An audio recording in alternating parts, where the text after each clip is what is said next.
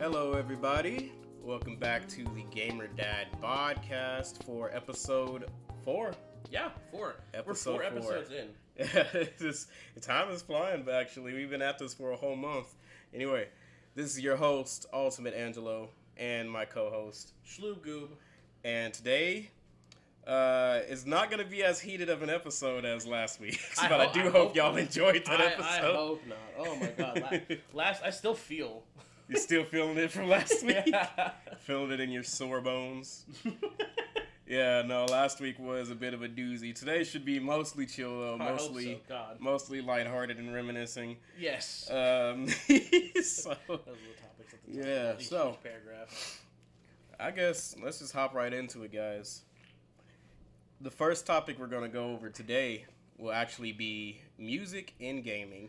Music and gaming is Yes. These the soundtracks, the OSTs of video games. Any form of music and gaming, whether it be ambient, orchestral, heavy metal, rock, Metal Gear Rising, which I feel should be its own genre. I don't know if Metal Gear Rising should be its own genre or not, but it slaps regardless. Music has, I think, actually become a stronger factor in video games as of late. Oh yeah, for sure. I know for a fact that me and my family, being as musically inclined and drawn to music as we are, right, definitely a bigger part to us. Right. Opened us up to a lot of different genres of music as well, but it's always something that we're catching on the ear while doing a playthrough. Yeah. But I guess I could say for sure. And you know what? I'm gonna shoot the gun right off the bat, right? Okay. We're about to shotgun blast out here. Okay. Brain blast. Greatest video game series Soundtrack. In terms of music as a collective. I don't think there's anything out there that beats Sonic the Hedgehog. Okay. Yeah. Well, like let me hear me out though. All right, cook. and before we really get deep into it, really quick, the background game today for you guys, for the people who like to watch rather than just listen, we got Splatoon 3. Yes. Something I'm very familiar with, but Angelo is not. So. I am not. Chris, we're gonna be on and off playing because I don't want it to be the entirety of me just fucking up. Do you want motion controls? Is my question. No, I don't think so. Okay. I don't play with them. Yeah, I'll watch you though. I'll let you do like a first one or something so I can get the gist again because it's been so long since I've touched Splatoon.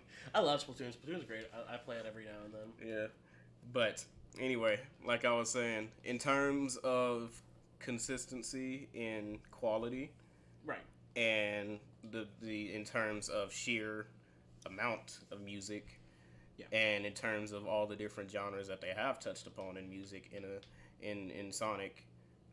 I gotta say it's there is a lot. One. Yeah. It's number one because if you can always bet your money on the OST of a Sonic game, maybe not the gameplay itself. that's another thing entirely, or maybe not the game story. Yeah. But you can always be like, damn, I really did pay for a good album. No, okay. So, I wouldn't say that like Sonic is overall the best OST across all series because I mean, it's hard to just give that to one series. Don't get me wrong, I love a lot of Sonic. Yeah. I love a lot of Sonic, but like you also have to consider games like fucking Mario Galaxy has Gusty Garden. That's a beautiful song. Absolutely, that is the best Mario song in my opinion too. Actually, I think in my opinion, my favorite is probably Isle Delfino. Al Delfino is a classic. Like, I don't know, that's a good. I personally like the special stages in Mario Sunshine because the acapella like ground theme, yeah. Yeah. No, it's literally the theme of me like having one brain cell, not thinking too much. When you wake up in the morning in the middle of the night. And you're like hungry, but you go and open the fridge and you're not like just staring at it because you don't know if there's something there for you to eat proper. I feel that. So you're just like outside of like Nintendo properties, I mean Metal Gear, fucking phenomenal soundtracks. Outside of Rising, like Metal Gear Solid 2, the opening theme, that whole orchestral piece in the beginning. fucking beautiful every time. Snake Eater, my guy. Oh yeah, no, there's a lot of fantastic orchestral pieces. I mean, fucking look at Final Fantasy series. Final Fantasy, the Dark Souls series. Dark Souls series as well. Yeah.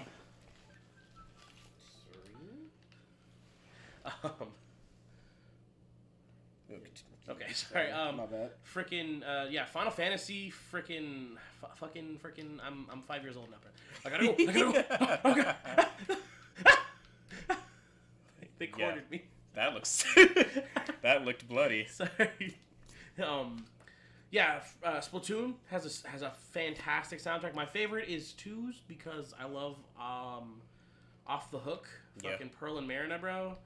Ebb and Flow will forever be my favorite Splatoon song, like hands down. Word up. But that doesn't mean that Splatoon 3 and 2 or 1 don't have fantastic songs too. Yeah.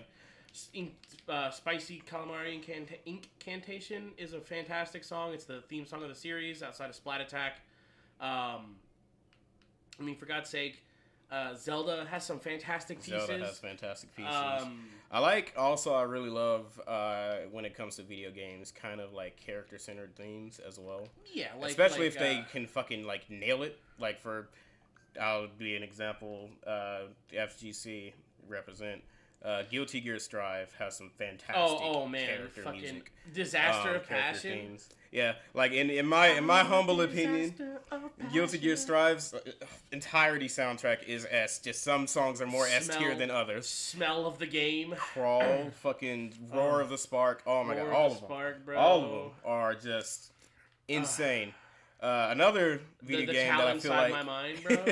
Another video game that I feel like does more character centric themes without being character centric, but is character based. Doom, like Doom's OST is built around the Doomslayer himself. It is not like he's in this area. This area is daunting. It's gonna be problematic. It's full of fear. No, the music every stage of Doom, music is like you are the threat. Yeah, you fucking you are the one they fear, or whatever. Yeah, the only thing they fear is you. Yeah, the only thing they fear is you. Fucking that song, bro. Insane title, insane song. Okay, yeah, but that's a badass shit. I think my favorite Doom song is Gladiator. Yeah, that boss fight theme is just so good. When the chanting comes into it, like not the rip and tear, where they just like mumble, like as a choir. I'm like, that shit gets my blood pumping. And then of course the Souls game. Yeah, Souls. They're Sif, fucking Suralon, fucking Soul of Cinder, Gale, Slave Knight Gale, Elden Ring, fucking Bloodborne, all of them have fantastic series of music. Fantastic choirs. Kingdom Hearts, bro. Kingdom Hearts. Bro, Kingdom Hearts is a top tier gaming franchise, and no one will tell me otherwise. Oh, wow, top tier. Music-wise, at least. Music-wise, at least. Look, we're not talking I was about to say, that's a stretch, bro. Look, Mr. Zippers and Belts Nomura, he can't write a story to save his fucking life. Oh, no, he's gotten better over the years, I'll give him that. But what, the composer of that, she also composed Mario and Luigi, didn't she? Yeah, Mario Luigi's, all of them, from what I remember. All of them? Yeah, she's the main composer for all of them, I'm fairly certain. I'm not too sure. But man, I love the Mario Luigi soundtrack as well. Yeah. Speaking of a combination of the two, there was a a meme going around where like the Mario Brothers would absolutely destroy Sephiroth in a fight, and somebody went out of their way to make a one-winged angel in the style of Mario Brothers and the Mario Luigi series. Funny. So it's just like the upbeat like, but like in fucking Mario Luigi's. Booyah! Booyah bomb. Oh yeah, no, Sephiroth would absolutely get his shit pushed in by Mario and Luigi. For sure. Fucking do the hammer spin. Great, excellent. Like, that's all you need, bro. Like, somebody said the magic doors from Dream Team, or the star. Yeah. From Inside Story would just fucking decimate Sephiroth in one hit. He wouldn't stand a chance. No, bro. No, nobody's cooking on him like that, bro. Not from the saga. Fucking, but yeah, so, I mean, Kingdom Hearts has a great soundtrack. But overall, best soundtrack for a game and like a single. What would you say? Like, single game has the best soundtrack. What game would you give it to? Single game has the best soundtrack. Oof. Because I'm hard pressed to decide myself. I if I had to really give it to a game, and this is kind of gonna be a little controversial, I think, but I think Minecraft has some of the best has the best soundtrack, at least base Minecraft. The new Minecraft, I'm not too big on all the soundtrack of that, but like I don't know, there's just like classic original like C148 Minecraft music is literally iconic. Yeah. Like I think it won an award for best gaming soundtrack or something like that. Really? Like I think anybody can hear a Minecraft song and know that it's Minecraft. Like you could play me a God of War song and I'd be like, all right, it's a song, you know. Yeah, well, that's where video game songs kind of get lost in the sauce, if you will, with the basic soundtracks. Like for a video game that I know that has kind of a basic soundtrack and always had for most of the series, Mortal Kombat, you know, like there's not really too many songs that play in Mortal Kombat that you can think of. Yeah, outside of the original Mortal Kombat. Yeah, outside of that, you know, the games are literally just riddled with songs that fighting games. Killer Instinct. Yeah, Killer Instinct has a fantastic soundtrack. Also composed by Mick Gordon, who did the Halo soundtrack. No, fucking Killer Instinct soundtrack. Oh my god, I love the Nunchuck Girl, Kim Woo. Yeah. Fulgore thing. And then, you know, on another fighting game, of course, Street Fighter has, you know, very classic and iconic themes. Fucking Street Fighter 6 as well, even though they're changing up like most characters' themes, absolute bangers in there so far, from what I've heard. I mean, Tekken 7 had Haze, Heat, Shadow, which is Tekken 7 had Haze, Heat, Shadow. That's one of my about favorite. Like one of the video game songs of all time. One of the video games. One of the video games. It is indeed one of the video games. It's just a good song, bro. It is. When that second phase hits, and it's like the... Yeah. I could, like, listening to that song, I could always imagine, like fucking... an epic fight scene. Or that, or one of those older, like, MLG references and or edits in, like, back in, like, 2008 and all that, 2009. You got the fucking the peak flashes going on, and the Mountain Dew throwing over Doritos, the fucking rainbow frog dancing and shit. Bro, like, yeah, you know the rainbow frog. Yeah, no, every time I hear that song, that's all I get. No, bro, I imagine the fucking the struggle between Kazuya and Heihachi. Yeah. Just the second phase is the like the round 2. Like it really just feels like a fighting song. I actually loved the main menu theme, Solitude from Tekken 7. The piano goes hard. Soul Calibur fucking has great music. My favorite Soul Calibur song is actually in Soul Calibur 2. It's the song for like the options menu, like the memory and the soundtrack, like the museum and stuff like that. If there was any other way, the iconic Soul Calibur theme, like the one where you have to fight your rival. Yeah. Like that. Oh, that's a good song. I don't know. My favorite is probably Taki's theme from Soul Calibur 2. Oh, Taki's got a good theme. Yeah. You play Soul Calibur 5? I played a little bit of 5. Okay, so 5 has some of my favorite songs in the series. Yeah. The spirit of Soul Calibur in that game. Yeah. Because did you play the story mode at all? No, I didn't. So in the story mode, Patroclus has to fight. And if anybody gets upset at Soul Calibur 5, I think it's decannoned at this point. Pretty much. Dude, they disown that shit real quick. I think it wasn't bad. They just didn't have the time they needed to make the story. Yeah, which sucks. They cut I think the story that's in the game is like a third of what they wanted to do. Yeah.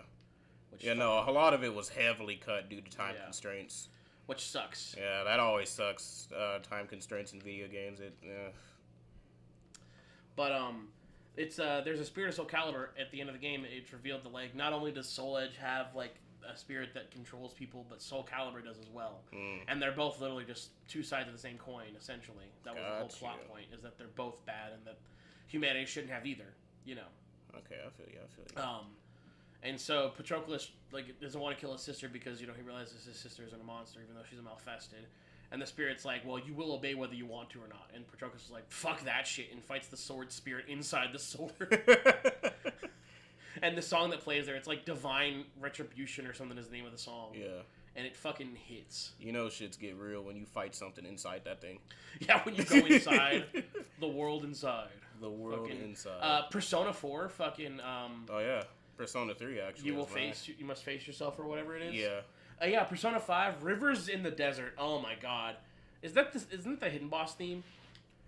Because that plays when you fight the two girls, the wardens. The Velvet Room. Yeah, the Velvet Room people. Yeah. I think that isn't that the Secret Boss theme, right? It may be. Another series, yeah, Devil May Cry. Devil May Cry. All of you rockers out there, that's. I am the storm that is approaching, provoking black clouds in isolation. Yeah. Virgil's theme literally like broke the internet for fucking had it in a chokehold for about two months. Bury the Light. Cast aside, fantastic there's song. No coming home. Let's see. We're burning chaos in the wind. I don't know. There's just like so many video games that have my heart when it comes to Infinite's music. theme is one of my personal favorites. Infinite's theme is. It's so edgy. I love it. It is really edgy and unnecessarily out so. There. Yeah, it's edgy and out there, but I'm glad it's here. I hope more Infinite, than not. I hope Infinite comes back and he's actually a good character. Yeah.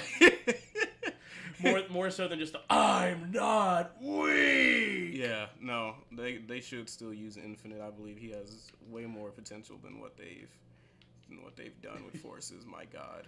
Well, I did tell you about the theory about the end and how it's actually the Phantom Ruby and Infinite's become a part of it or something, right? Yeah, no, I know all about that one. It's a fucking kick-ass theory, metal as fuck. Yeah, but no, there's tons of video games out there with fantastic soundtracks. Fighter soundtrack. Dragon Ball FighterZ soundtrack is really great, especially considering they just had to come up with character themes and all the songs like just by themselves. Not a lot of them use reference to existing songs. Dragon Ball is another series of games that usually have great music. Banger fucking soundtracks. Don't have to worry about that with them. Have you played Bravely Default? No. Oh my god, those games have fantastic fucking soundtracks here. I'll give it to you now. Do you want to swap your weapons? You can just keep playing, bro. I don't think I'm up for it today. I'm sorry, but But yeah, no, and then you have kind of like the other end of the spectrum when it comes to video game music, where they get a little bit too blendy. Yeah. They don't put a soul into their music, and it makes it kind of forgettable. Like you said, some God of War songs and like just very generic-y. Very generic-y. When you get into cinematic gaming, that's where a lot of it kind of just becomes ambient, which isn't bad. Ambience isn't bad. Yeah, because the ambience makes most of Minecraft, so it's not bad. It's just the ambience they use generally isn't memorable. Yeah, you could play, for instance, like a song from Uncharted 2 or 3, and then be like, which game is this from? Is this from Uncharted, God of War, Call of Duty, or this? Like, I don't know that. Yeah, like, no, they are, man. It's kind of crazy, especially to somebody just kind of looking into video game music in general. Okay, but I feel like music has become, again, a lot more important as of recent compared to what it used to be. Right. I mean, like, you brought up Call of Duty. I mean, Black Ops 2's fucking menu music will always be top tier in my opinion. Oh, yeah. Just that fucking, like, that, like, weird guitar, like, strum in the beginning, and it's like, it's like I can't play the beat in my head, and I can't mimic it. And of course, the Zombies theme, you know what I mean? Dude, Zombies theme, bro? Fucking, oh my god. There are games that have copyrighted material in them that I really like Forza. Forza, the Language by Porter Robinson is the song I think of when I'm like, I want to go down a country road and just like speed. Like, I just want to go. Oh yeah, fucking Fallout 76. Yeah. That was a good fucking use of a copyrighted song. Oh no! Don't get me wrong. Yeah, copyright songs. Fallout New Vegas had a pull together Big some Iron, banger bro. soundtracks Big as Iron's well. a fucking banger. Yeah. To the town of Agua Fria rode a stranger one fine day. Again, I think my favorite soundtrack with copyrighted songs mostly would be GTA Vice City. I think mine is Tony Hawk Pro Skater 3. So many bangers on that fucking game. It's ridiculous. I think mine's Tony Hawk Pro Skater 3. They even had the man himself, Michael Jackson. Yeah. A couple songs on there. fucking Ace of Spades on Tony Hawk Pro Skater. Fucking so much of my childhood music taste was formed by Tony Hawk. Tony Hawk, bro. Hey, a lot of people's childhood. I mean, I'll say that like Tony Hawk's soundtrack definitely introduced a lot of the black community into rock and thrash and all that stuff. Bro, so. it's so good. Tony Hawk's supposed to... Well, that and Guitar Hero in general, but that's another beast entirely. Fucking... It is music, the game. So music that's the point. Game, yeah. That's the point. But no, oh my god. This is an ultimate in the game that's like terrifying. It sends a bunch of these bubbles that eventually explode and you have to shoot them all. Yeah, that sounds terrible. Like... The first match I played, I was like, what the fuck is this? That sounds kind of cheap, actually, because, like, you got to take your attention away from it's very powerful. Anybody else trying to kill you. Anyway. I think the most powerful move in the game is still the fucking crab tank. Crab tank. Yeah, crab tank. Operation Crab. Another personal OST that I like from one of my personal favorite games, Bloodstained, had fantastic OST. I mean, Castlevania has a lot of good... Castlevania, has good... OSTs Bloody Tears, in general. I feel like, is just that like iconic of a song that like everybody knows. Or Divine Bloodlines. Oh, Divine Bloodlines good too. What the Clock Tower? What the heck is that name from Symphony of the Night? The Clock Tower song's name? No, I was about to say Out of Time, but that's from the original. Okay, because I know it's that Clock Tower thing from Symphony of the Night. I can think of it in my head clearly.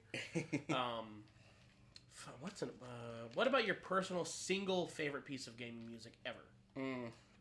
Because I can tell you that right now. Oh, tell me. Enlighten me.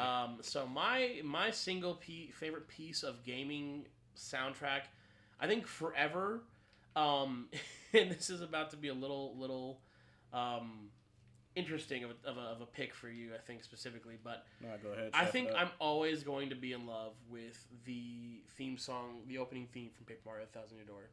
Really? Yeah, it's so boppy, it's so fun and full of energy. Paper Mario is I think it's one of my top 3 games of all time.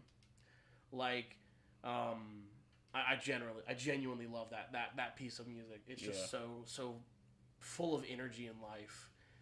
Speaking of other soundtracks that I completely forgot about, Xenoblade Chronicles. Oh, Xenoblade Chronicles. You Will Know Our Names, bro. Fucking. Oh. Yeah, what is their music team? It's like Ace something, I believe. They're goddamn gods in the studio. You Will Know Our Names, You Already Know Our Names, and whatever the one for 3 is, bro. All of them are fucking slaps. The new battle theme for the DLC in 3 is actually bopper, too. I haven't played 2. You haven't played 2? I haven't played 2, and I haven't played 3. You should. I need to. I want to, because I've played 1. I have 1 on Wii, actually. I have an original Wii copy of Xenoblade 1. You rich. No, actually, it was a gift. My buddy Brandon bought it for me. Sick. While we were at a convention and they were selling it for like $60 and he bought it as a gift. I was like, hell fucking yes. I also underappreciated game that nobody fucking knows about, Radiata Stories. It's a PS2 game. Radiata Stories. It's a Square Enix game. Uh-huh. It's like a one only game. Like it's the only one of its whole series, and it's about a guy. His name is, get ready for this, Jack Russell. Oh, okay. That is his name, Jack Russell. Okay. He's the son of a like legendary warrior, and he wants to be a knight like his dad. So he goes for the night test, and he gets his ass whipped by a girl, and then they become a team with this dude. And then like this is all like the prologue. This is like the beginning of the game. Like you go on like 5 missions with them across half the world, and then she gets attacked and almost killed in an elf village. And so the solution for the elves to save her life is to implant the spirit of another elf into her body. Oh. Making her the catalyst for the end of the world. Oh. So. Oh. And then after that is a race war. Wow. Okay, that was a climb. Yeah. That was a climb right there. That went from you going up this mountain with a ladder to now we have an escalator on our hands to fuck you. We're about to zip line you up that beach. That went crazy. Oh my god. Nice. I'm surprised you lived that. Yeah, I'm surprised I lived through that too. That's a crack in there. That shit went crazy terrifying. Though. You went from, they're partnering up and she whoops his ass and she got implanted with another elf spirit and the end of the world is happening. Racism time! No, literally in the game you have to choose between whether you want to fight with humans or you want to fight with the other mystical creatures of like elves, dwarves, and stuff. Humans are whack. Let me fight with them. The human path is the real path. Of course. Sucks.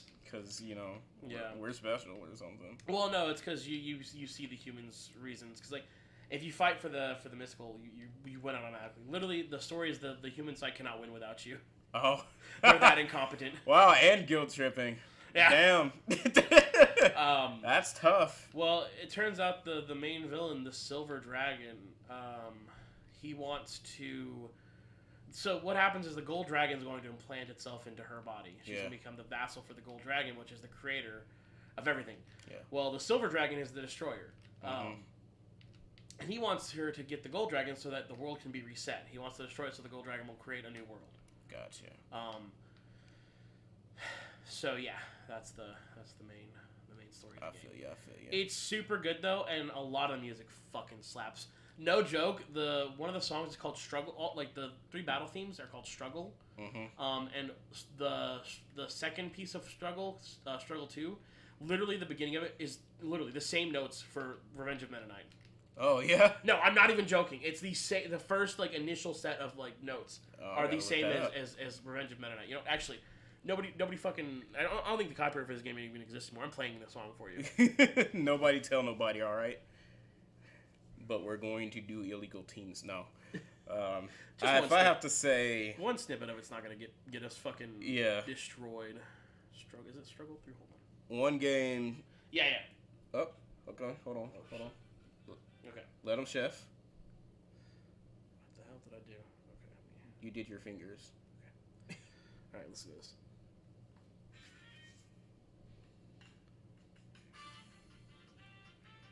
Yeah, no, that's Revenge of Meta Knight. That's literally just Revenge of Meta Knight, bro. I was like, there's no way. They put my boy in the game now. And no, the best part about it is that I played through that whole game. There's an ultimate system in the game where your ultimate meter is how you command your party members, because that's the whole mechanic of the game is you're commanding your party members that you recruit. There's like 999 party members you can recruit in the game. Jesus fucking Christ. Okay. Yeah. And you can use your ultimate meter to like command them to heal you and stuff, and you can use your ultimate meter to like use ultimate moves. And I played through the whole game not knowing how to do that. Oh, it happens to the best of us, bro. Don't even worry about it. Like, I literally played through the whole game. I beat every boss, and I struggled so hard. I was like, why can't damn, this shit is hard. Up on the couch sweating with your fucking bangs matted to your forehead. Yeah. It just... And then when I went back and played it as an adult, it's like, oh, there's an ultimate system? I was like, what? I was like, there's no way. Oh, damn. Get shit on, bro. So your favorite piece of gaming music. I completely No, you're fine. That's hilarious, though. I gotta say, in my opinion, too, of course, it's going to be from the Sonic series, because of my first opinion. Yeah. Second opinion, though, nothing has beat Live and Learn in the Final Hazard yet. Yeah. Just because of the song "Live and Learn" itself is classic. Live and Learn is will never die. I can listen to that song anytime, any day, any mood. But everything that entails not only with the lyrics but the gameplay of that final boss, and how even the lyrics and the music syncs up to the final boss in a way, like especially if you're running out of time and like fucking space is, you're getting closer to Earth's atmosphere, so everything's starting to heat up and turn yellow. Yeah. Everything's burning. Everybody's sounding frantic. The music is going fucking in. You just drowned. And and it's such an intense yet liberating and freeing moment in that game, because it's like, the arc as a threat has been looming over your head this entire time. Yeah. And like now it's truly now or never. Yeah. And the entire set piece and the way they executed that boss fight, it's not even one of the best boss fights in a Sonic game, but just in general, everything put together makes it one of the best boss fights in a Sonic game. It's insane. So yeah, as on a personal, Live and Learn is one of those music tracks. No, I fucking love Live and Learn. I mean, I think part of the reason I love Live and Learn so much is just because I grew up on Newgrounds and Wrath of Nazo, bro. Oh yeah. Yeah, Wrath of Nazo. Yeah, I almost forgot about that animation. That's a good piece of animation. Oh, it's a fantastic piece of animation. Peak Sonic fiction. Oh yeah. Not fan fiction. We're not gonna go there today. Ever, actually. We're never gonna go there. No. Not if y'all want us to keep our channel. No. Look, man. It gets weird over there. We don't visit that side of the internet. Enough, we'll be the victims of it. We do not. We'll leave that to the Game Grumps. Okay, they can do that all they want. Grumpus Gamus. Grumpest of games. Egoraptor Hansen.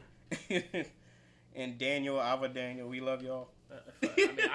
Not so much Egoraptor. I love Dan, not Egoraptor. You don't like Egoraptor? I mean, he's Egoraptor. I had a stroke. You don't like Egoraptor?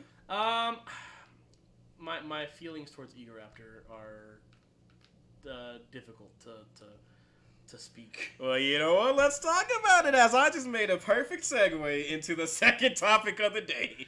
Content creators and gaming. Let's get it. Yes, sir. I did it right under your nose. What a fucking guy. Huh? Pulled your taint out from underneath your legs. Okay. All right, here we go. All right. So, okay, I guess I will go into depth about how I feel about Egoraptor. Yes, sir. Now's the time. So I like, my thing about Egoraptor is, you know, he wants to be Game Grumps. That's fine. Yeah. You know, I completely understand the wanting to pursue a new endeavor because it's more financially beneficial to you. My issue with Egoraptor is the ego part. Yeah. He thinks he's so, like, smart, and he just treats a lot of people that, you know, are in his industry and who'd make things, you know, that he used to make too. Like, you know, there's the Serpello situation where he, like, was like, oh, this is really hurtful. These people work really hard. And he's like, bro, it's a joke. Shut up. Everybody else is fine with it. Yeah. You know, he's just really gotten to the point where, like, his ego, I think, really hinders him as a person outside of his content.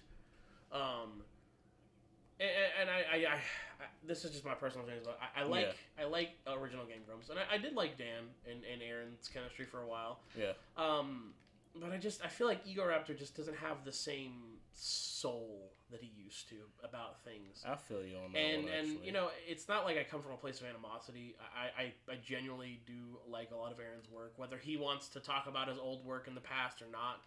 You know, fucking the Awesome series will always be something I grew up with and I loved. Yeah.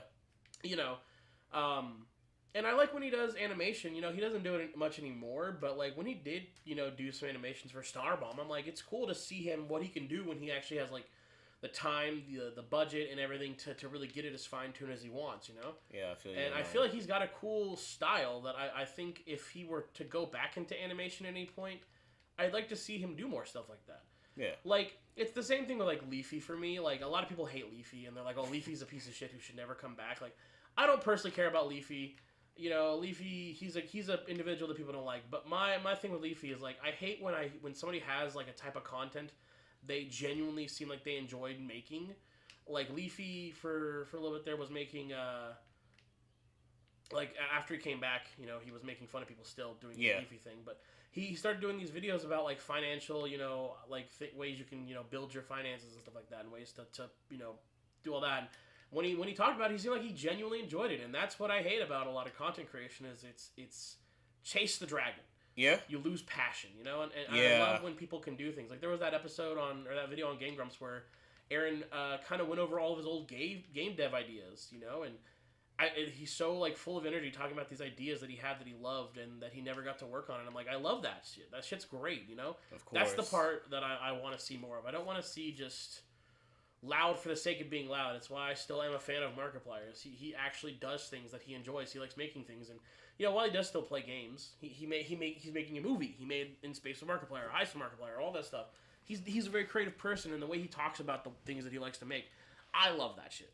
I got you. Like, when people talk about things and they're passionate and they you know, it's an energy that just you can't replicate. Absolutely. Naturally. That's actually how I feel about one of my favorite content creators out there, Maximilian Dude. Yeah, Max. He has a passion for fighting games. He has a passion to want them to do well in all aspects and always trying to advocate for the FGC to do better for each other and introduce newer people into fighting games. Was definitely one of my favorite things about him because the FCG was one of those... or FGC, sorry, is definitely one of those communities that are full of elitists. You know? Oh, for sure. Big-headed people that think things should be one way and not another, and don't want to be inclusive, but that's how your environment dies. Any competitive based thing, like Yu-Gi-Oh, Magic, Pokemon, Yu-Gi-Oh, especially for me, I play a lot of Yu-Gi-Oh, and a lot of people say that old Yu-Gi-Oh is better than new Yu-Gi-Oh. Like new Yu-Gi-Oh is garbage. There's too much bullshit. I want to go back to when I played the game and it was 30 turns and nothing happened. Because that's the thing is people misremember Yu-Gi-Oh. That's the thing that happens. People misremember Yu-Gi-Oh. Oh damn. And I'm saying this boldly. That sounds like a call out, bro. I'm boldly saying this. Yeah. You liked Yu-Gi-Oh when you played on the playground. Yu-Gi-Oh has not changed. You have changed. You have grown up. Chef it up. And you have to now deal with the fact that there are people who play the game in a more passionate fashion competitively than you did when you played at high school lunch or on the playground. That is what it is. Because competitive Yu-Gi-Oh has been a thing for decades. Mm-hmm. And it's always been, what is the best way to build up a board, to build up, what's the term? There's a term for it. Build up... a deck?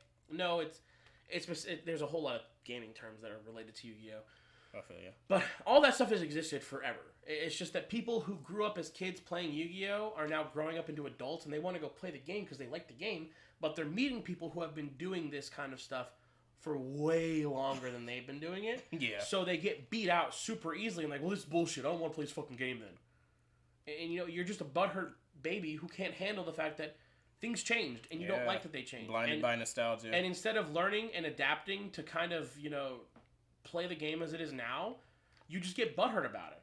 And I'm like, there are formats where you can play just by yourself you can play by yourself with your friends and play the way you want to play.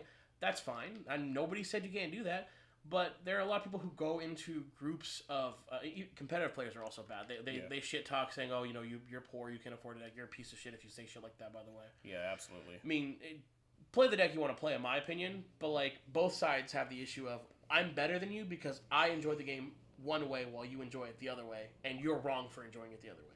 Yeah, that's really shitty behavior. Yeah, that's really toxic. That's not gonna ever have your community grow. No, is just being so stuck up and ignorant that you can't get anybody inclusive. Nobody wants to join it too if you're just an asshole about it. Yeah, it's like why I don't like a lot of I don't like resource card games, but I also don't like Magic because a lot of people who play Magic are like, Magic is the literally most strategic and best card game in existence, and anything else is for children and babies. Gotcha. I'm like, bro, the only thing different about Magic from all the other card games that you play fucking land. It's really not that difficult. Yeah. Like, shut the fuck up. It's not that strategic. If a white plains deck can literally fucking cover the field in creatures, and I can just outpace you because I have 29 billion 1/1s, and your one creature can't stop all of them, and I win in one turn. Like, your game's not strategic. It has flaws too. Yeah, no. Like, all games are gonna have it broken, stupid bullshit like that. Like, it's to say that one is more strategic than the other is just you're an asshole. Just like all communities are gonna have broken and stupid shit. Yeah, it just happens, yo. It is what it is. Yeah, like you enjoy this card game more than other card games. That's all you have to say. You don't have to be an asshole about it. Yeah, absolutely. I just don't enjoy Magic as a resource card game. I don't like resource based card games because, and when I say resource based, because I mean Yu-Gi-Oh technically is resource based. When I say resource based card games, I mean like lands, energies. There's this new game that came out called Battle Spirit Saga that you have these spirit pieces that you gain each turn, Hearthstone, stuff like that, where you have to like have a resource to summon your creatures, to activate abilities, to play spells. I don't like that. Yeah.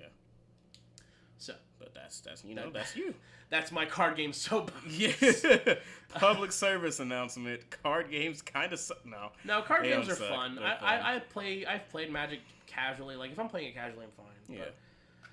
I'm just not competitive with card games because they're so expensive to keep up with competitively. Absolutely, yeah. Pokemon alone, like Pokemon just had a big change to how their packs work. Apparently, in Scarlet and Violet, you are now guaranteed a holo and 2 reverses per pack. Really? While stuff like the EXs and stuff aren't guaranteed, you're at least getting a holo per pack.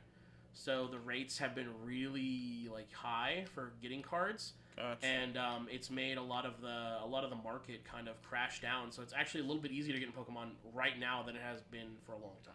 Well, you heard it here first, folks. Yeah. Go out there and play some Pokemon. So no, we content creation and gaming. I kind of spun out after the Egraptor into card games. You really did. What about you? You're out of control today. You said Max. I am. You are a problem today. We have swapped 100%. Yeah, no. So we really did, because I've been busy with the family all day today, and I'm kind of drained. That's why I'm kind of like kicking back, a little bit more relaxed and all that stuff. But my guy over here, Christian, Shloob is popping off. I'm gonna let him cook. He usually lets me cook, so I'm gonna let him cook. He's over here grilling y'all. You said Max. Any other content creators that you really like enjoy? Let's see. Like specifically in gaming. If that's the topic right now. Absolutely. Another content creator that I do enjoy in gaming, even though he has also kind of sort of a reputation himself, but Heavenly Controller. Heavenly Controller. I don't Controller. know. Yeah, he's more anime oriented than video games as well, but he still does. He does both. Okay. But yeah, he's really enjoyable to watch and full of energy. Well, speaking of full of energy, dashy games, Oh yeah, dashy. He is a lot of energy. Lovely. Yeah. Sometimes I can't watch a little too much energy. Yeah, because it hurts my brain. Yeah, no, Dashy is on 11s 24/7, but like I can't not go to his channel and watch his content and not smile. It's a lot of energy that makes you want to watch it. I think that's a good. Yeah, it's just goofy fun with him. Yeah. Which I've been watching him for a long time, like even before he got fit. I'm proud of my boy, by the way, because like he really did go through a weight change and change his body, got in the gym, got Always fit, good. and was really doing a thing. Hell yeah. That's actually, as well as, I guess a little throw in here, but another creator that's actually, losing weight and starting to take care of their body now, Nikocado Avocado. I heard about that. I'm proud that he's actually losing a little bit of weight out. Like I think he said he's lost like 89 pounds. It's something like that. Yeah, super great to hear. Fucking huge amount of super like. love that. I don't know if anybody's ever tried to like purposely lose weight, but like extremely fucking hard to do. Yeah. Especially to accomplish that, and he really did it in a short amount of time. So like that's it's nuts. Congrats to him as well. Trust me, I 100% understand that struggle. Yeah, but in general, I do like the content creators that are a lot more positive. You don't want to watch somebody who's just mad all the time. You don't want to watch a Dark Side Phil or a low tier god.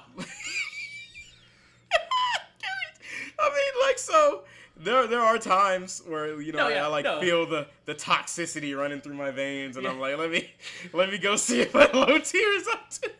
Bro, there's nothing like that meme. The kill yourself. You should kill yourself now. Lightning everywhere, bro. Yo. And that's when they use the fucking "I am the storm that is approaching." I mean, for those who don't know out there, Low Tier God is an FGC. Yeah, no, you're fine. He's an FGC creator. He's a character. Game creator. He is a character. No, for sure, because you're not gonna Sparrow, whatever the fuck is his name. You're never gonna be able to check him out and not like fully believe. He got banned off of mostly everything. I think he's on Kick now. Took him long enough. I mean, like again, this is the same man we're talking about. On the platform for as long as so long. It was kind of wild. Surprised, yeah. But yeah, if you're wanting a little bit of like incredible toxicity in your life, go like literally I think watching Low Tier God actually raised my sodium chloride levels. The man's so salty all the time that it actually impacts my salt level. Like, he's better at rage quitting than fighting, in my opinion, but I love when he always finds his excuse to like talk shit about like why he left. I'm like, bro, just admit you fucking mad, bro. Like, bro. But that's from my toxic big side. I like oh man, I do love other channels. I love video game educational channels or educational channels in general. Oh yeah. But in terms of video game educational, Of course, game theory. Did you know gaming? Did you know gaming? I mean, it's kind of a meme about game theory. People yeah. meme on game theory. I genuinely like some of the videos. You know? I love the videos that Matt Pat pushes out. Like, actually, it takes. You know how much work this man puts in? Oh, I have no doubt in his videos. Only to also once you realize how long he's been doing this and can still relatively keep that same energy that he's kept since the beginning and the same passion. Yeah. Even though he always clarifies in his videos now that he's fucking tired. He's fucking tired and frustrated all the time. But, he still has a passion for it and still does it miles better than what he used to. Oh yeah, I mean, like I said, I like a lot of the videos. I still tune in for the Five Nights at Freddy's shit. Oh, absolutely, yeah. I still tune in for the Five Nights at Freddy's. I ain't never even played a Five Nights at Freddy's game, and I tune in for it. You've never played Five Nights, really? I've never played Five Nights. Man, no. When we get the channel when we get the actual channel for the podcast going, we start doing videos. I'm just not good with jump scares and shit like that. We need. Horror is not my genre. We're gonna broaden your gameplay horizons. Oh man, I feel like my gameplay is pretty broad. Like, look, the only things that I don't play are like, let's say, a horror-based first-person shooter and MOBAs. That's about it. I mean, I'll dabble into just about everything else except for that shit. Okay. So, like, I mean... Okay. I like horror, but I am a little bit of a bitch when it comes to jumping. Yeah, like I played Resident Evil 8 on my channel forever ago. It's still up if you'd like to go watch that. And I'm a little bitch when it comes to stuff. I'm like, bro, I want to wait for like 5 hours because I don't know what the fuck's going on. I'm like, bro, I'm scared. Like, mom can pick me up. Mama can get me, please. I'm stuck. But yeah, no. I mean, in terms of horror, though, I did used to watch PewDiePie whenever he used to play horror games. Old PewDiePie is that's a he's an enigma, bro. Like old PewDiePie, like I always understood how he got so famous, but it's just like night and day now. Yeah. He's definitely another content creator that kind of got hit by the old burnout stick a little bit, and that's. I mean, it happens. I mean, fuck. Yeah. Especially if you do it for as long as you can't. These people have been doing it. Yeah, it's definitely guaranteed to happen eventually. Didn't realize my ring. I'm sorry. Let's see. I don't know why I can't remember the guy's name right now, but he's a channel that does Easter eggs in video games and all that type of stuff. Oh, Oddheader? Possibly. He's one that I watch. Captain Excellent. Yeah, Captain Excellent. Yeah. Okay. I think that might be him. But Did you know gaming? Fucking. Yeah, we were. Oh, did you say did you know gaming? Yeah, we said did you know gaming? Did you know? Did you know? Did Dude, you I know? would love to do a voiceover for Did You Know Did You Know Gaming? Shout out. I'll tweet at you too. If you guys ever do a Bomberman episode again, or if they have they done a Bomberman episode? I believe so. Okay, if you guys do a Bomberman episode again, please, I will voice over that. 100%. Bomberman is literally like my favorite game franchise of all time. I love so much of the franchise. He really loves Bomberman. I fucking love Bomberman, bro.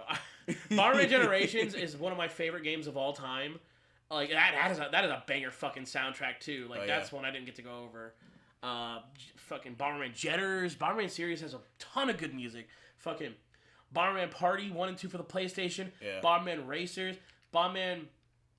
Super Bomberman for the fucking Super NES, and then the fucking that one weird disc game system that I fucking can't remember the name of. There was one for the Jaguar. There was one for the fucking Japanese personal computer. God, I love all of it, dude. It's so fucking good. Yeah. We got a true Bomberman I'm fan hyped over for here. Bomberman R 2, bro. Oh, put him on. I will voice over any Bomberman episode. Let him ever. Cook. We could. I promise you. You won't regret I'll it. give you a sample. All right. Did you know?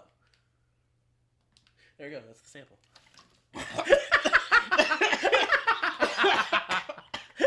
Fuck. I thought there was gonna be more out of that. I just choked on water. I was not ready for that. Oh. All right. No. Anyway. Did you know gaming? Somebody I didn't get to mention that I really like the content of. Maxor. Maxor, oh man, Maxor does great. His editing style. Yeah, first of all, Maxor's editing style gets me nightmare. I would hate to see that time grid because I can't imagine what his editing software looks like. The man literally, he has to do like some kind of like drugs to fucking. He has to like and anytime. Not in the sense of like shrooms or like like illicit drugs. Like he has to pop like 15 Adderall or something to do that shit. Bro. Anytime there's like a long span between his uploads, like I understand because of how dense his editing is, but every day that goes by, I worry because I'm like, yeah, somebody needs to check on Maxor. Yeah, I think this video is the one that did him in because my God.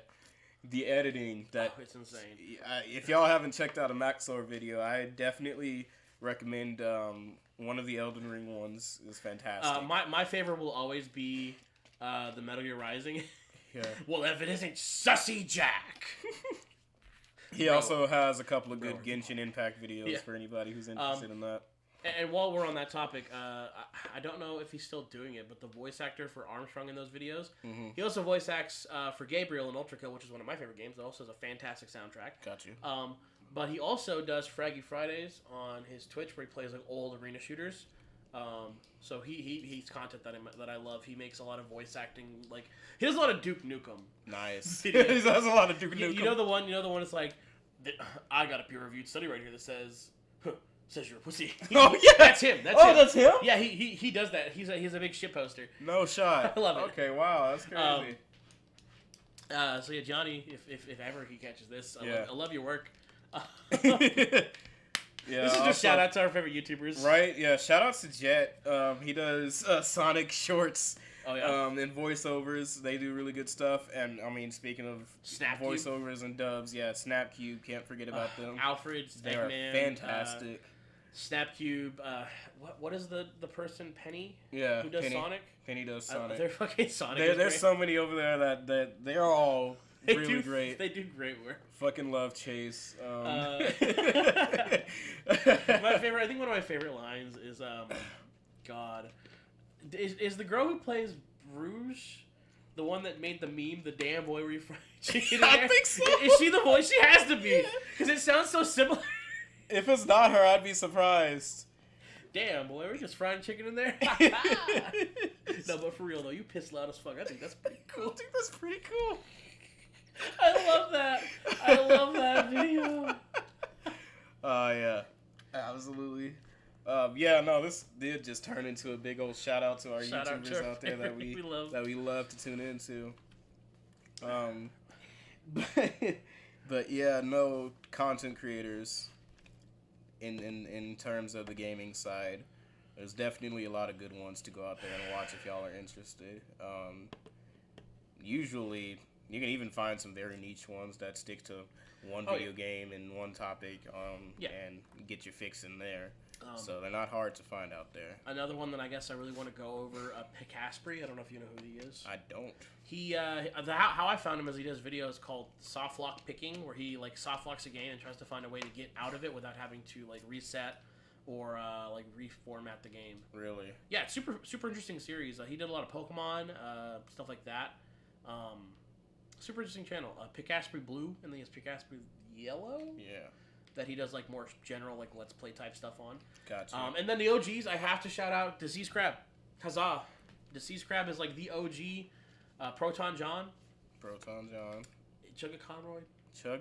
All of those guys are people that I want to like. If I Kobarnamani 456. Oh yeah, Kobarnamani. Oh my god. That's I used to watch PK Sparks as well and the King Nappy. Man, those are old. Yeah. But the next part of this topic that I do want to that we do want to go over is, what kind of content creators do you want to replicate the content of, or like not replicate, but like are you inspired by to make content of a similar like kind of vein? Certainly, like I said to me, I mentioned earlier, but Maximilian Dude has been a huge inspiration. I literally just want to be able to inspire people to get into video games as he does. Yeah. Not only fighting games though, but like all types of different video games. Yeah. Another pretty big inspiration would. Let me see here. Cause there are tons like that I used to watch growing up, and because that YouTube literally became my preferred entertainment platform. Entertainment platform. So there are so many of them that has done so much in so many different ways. Yeah. And I just want to eventually, whenever I get my stuff up and running, do the same things as they did, put smiles on people's faces. No, yeah, for sure. People and entertain people, connect people together. I mean, you haven't started doing stuff on your channel yet, but I think one of the best things in the world is definitely when somebody leaves a comment and telling you how much they enjoyed the content. Mm-hmm. That I get stuff like that for I did reviews on the Joy-Cons, the bin box that I have. And I want to do more of that. I want to make a video on this controller specifically. I just haven't gotten around to recording all the B-roll. Got you. Because I don't know, I'm kind of a perfectionist now when it comes to stuff like this, because I'm learning more about it, and I want to do the best that I can, because I don't want to just put out content that I just kind of slap out. Yeah, of course. That's understandable. So, I mean, but I get comments about that, and that's super, super nice. But, so yeah, sorry, I didn't mean to interrupt you. No, you're fine, because I was running out of words. My brain. My brain is really But people that I'd like to emulate and that I'm inspired by 100% wholeheartedly. Chugga Conroy, I love his editing style, how he's so informative with the games that he plays. Yeah. He really just goes in depth on how much information he can put into a game. The Pokemon series, Xenoblade series, just everything that he does, he puts so much effort into, and I love that about Chugga Conroy. And then I really like the Russian Badger. Yeah. I love a lot of the Russian Badger's content. I'd love to do the animation thing that he does, but I'm not good at source. Yeah. Oh, you know what? On the animation front, Lythero. Lythero has watching. He has his ZYXX _ and I Heart Justice, all of them. The animations that he gets commissioned for those videos. I fucking love Lythero. Lythero is so good, dude. A really chill group. Shout outs also to my main Ningans. Yeah, my main Ningans over there. Another content creator. Yeah. Choctopus is one that I really like watching. His videos are normally a little bit more simpler and just kind of laid back playthroughs of whatever the fuck he wants. Video Game Donkey. Top tier creator. Alpharad. Well, I always love Alpharad. I'm not a big Alpharad fan myself, but I know he puts in a lot of work. He puts in a ton of work, and just the embodiment of a shitty shitter troll, but not one that you would hate, but just I find the guy just plain lovable. He's a great guy and a great content creator. Always good. Yeah. I do definitely also want to. I like a lot of in-depth videos about content creation, Jay Schlatt, which is a bit of a controversial figure. I don't know if you know much about Jay Schlatt. I do, and I know that this is about to get crazy. No, he used to do a lot of videos before he got big for what he's doing now. Yeah.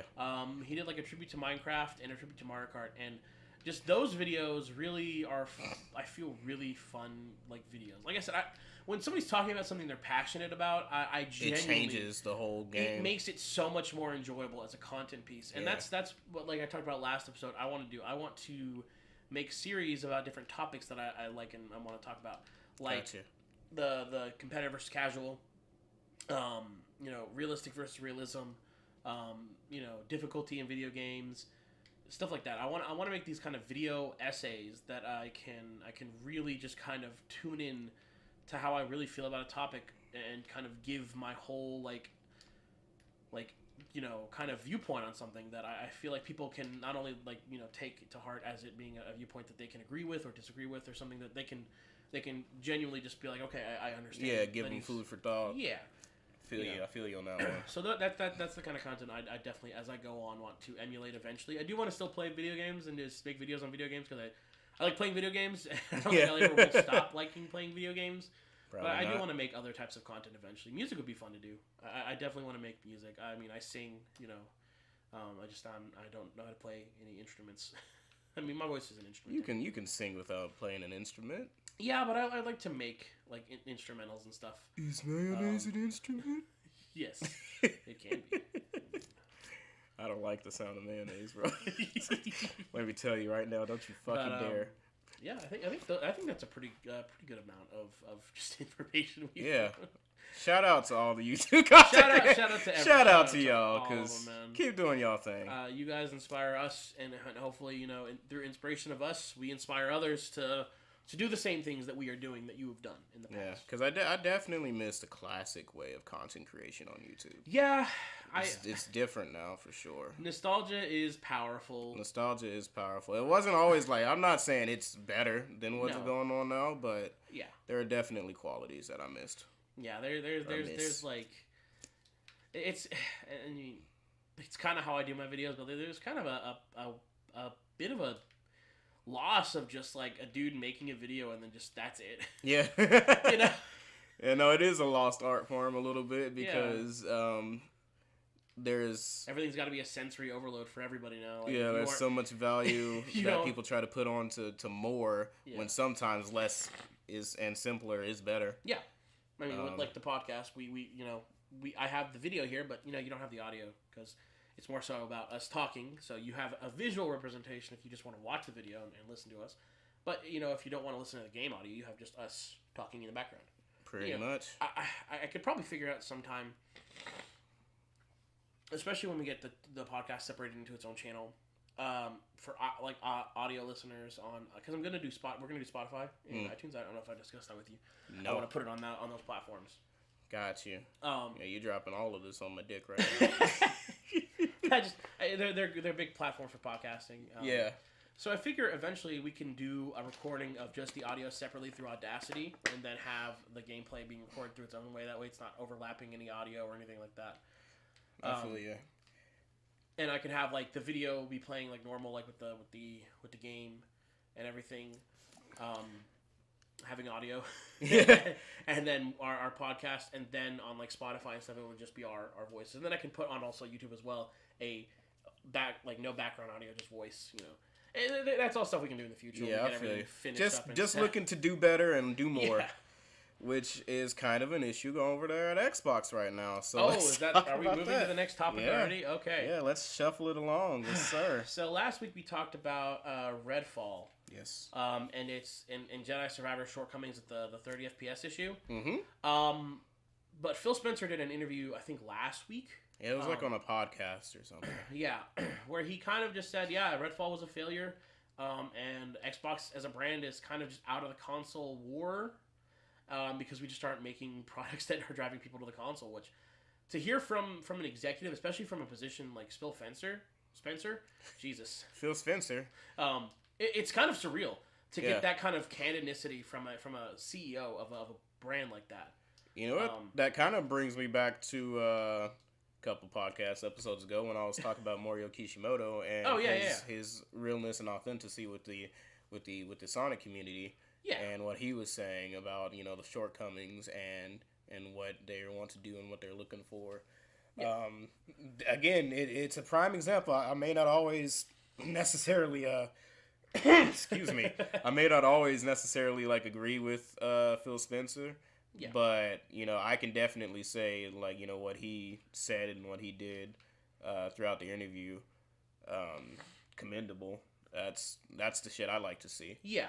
I mean, it's again, the canonicity from a CEO is really what gets me. Yeah. Because, Phil Spencer doesn't have to do those statements. He could have a PR team do it. But the fact that he is the guy that went out and said, this is an issue, and we need to really rethink how we're handling things. And, that alone is huge, I think, for any platform, to have your main face and lead of the company come out and say these things. Yeah.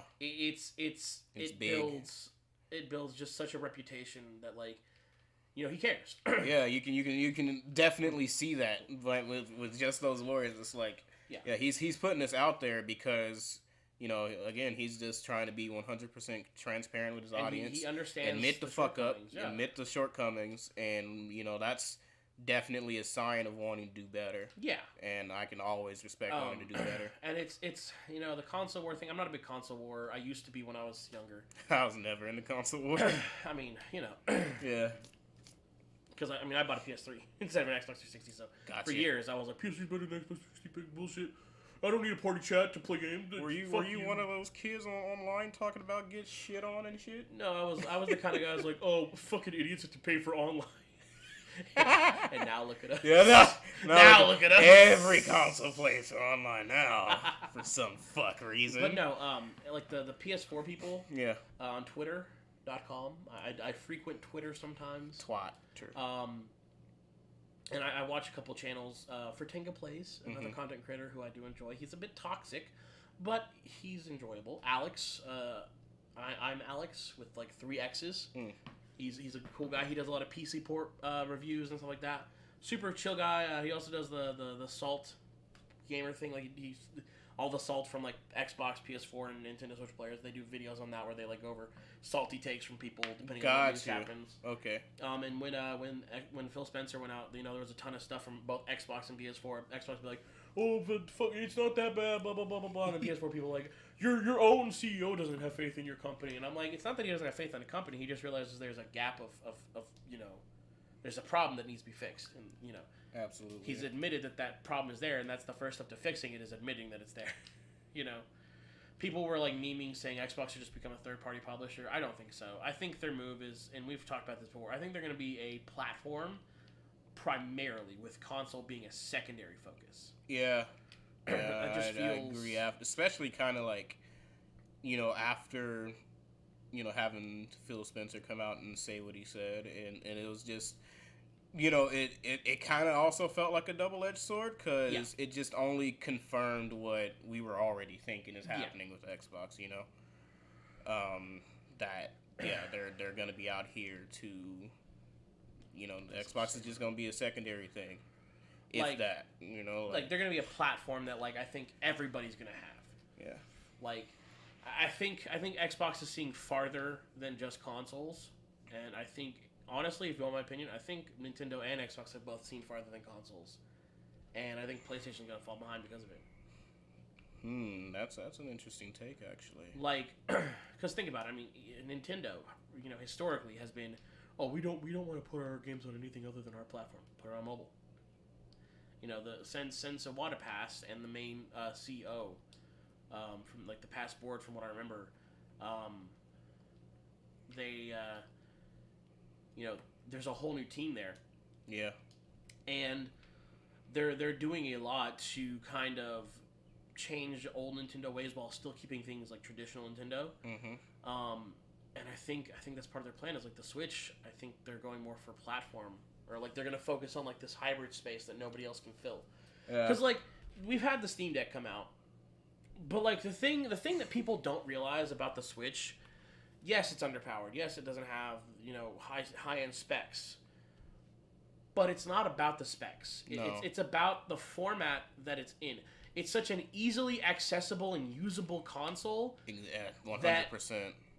Anybody can fucking pick it up and play it. And that's the thing that, like... And not only, like, anybody can pick it up and play it, but you can almost do that anywhere. Anywhere. Like, anywhere. Like, that's the thing that people don't get. Like, you have a lot of PC elitists, you have a lot of console elitists, but, like, the whole point of console versus, like, PC and console versus console is it's experience and, library for PC games. Oh my God, this little dude's kicking my ass. But for like Nintendo, the Switch's whole key thing is that you literally can pick it up and take it wherever the frick you want it. And honestly, that whole angle that they're filling, that space that nobody else can fill. Yeah. They're fucking killing it. Yeah. Been killing it ever since release and continue to kill it, and they're gonna continue to kill it.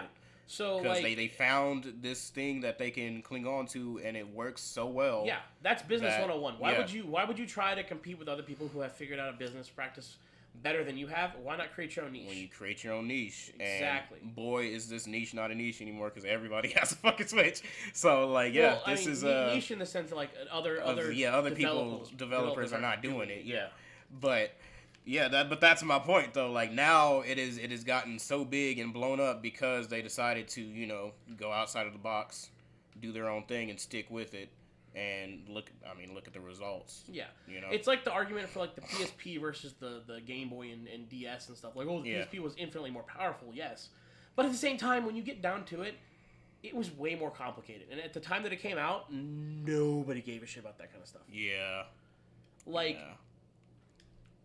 Like, and that's what people don't get, is that when you're making a product, you want to sell to the most people possible. Mm-hmm. The most people possible. How do you do that? You make it accessible to as many people as possible.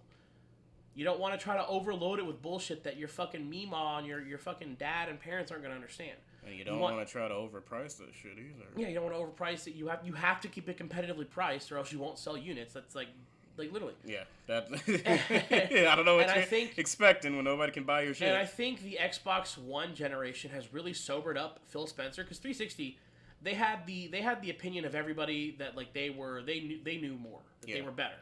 You know, Sony lost a lot of goodwill with the PS3 era, and so when the PS4, Xbox One era came around and Xbox floundered, and PlayStation kind of like trounced on that floundering, you know, people's perception completely 180. Yeah. They're like, oh, Xbox can never compete, blah blah blah blah blah, and I'm like it's literally it's what it is, you know. It's you know, PS3, PlayStation did not compete in that generation until the very end. You know, it sold more over time, mainly because the PS3 was a Blu-ray player. Literally, that's it. Fucking, where I was going with something. I was focusing on the game. Sorry.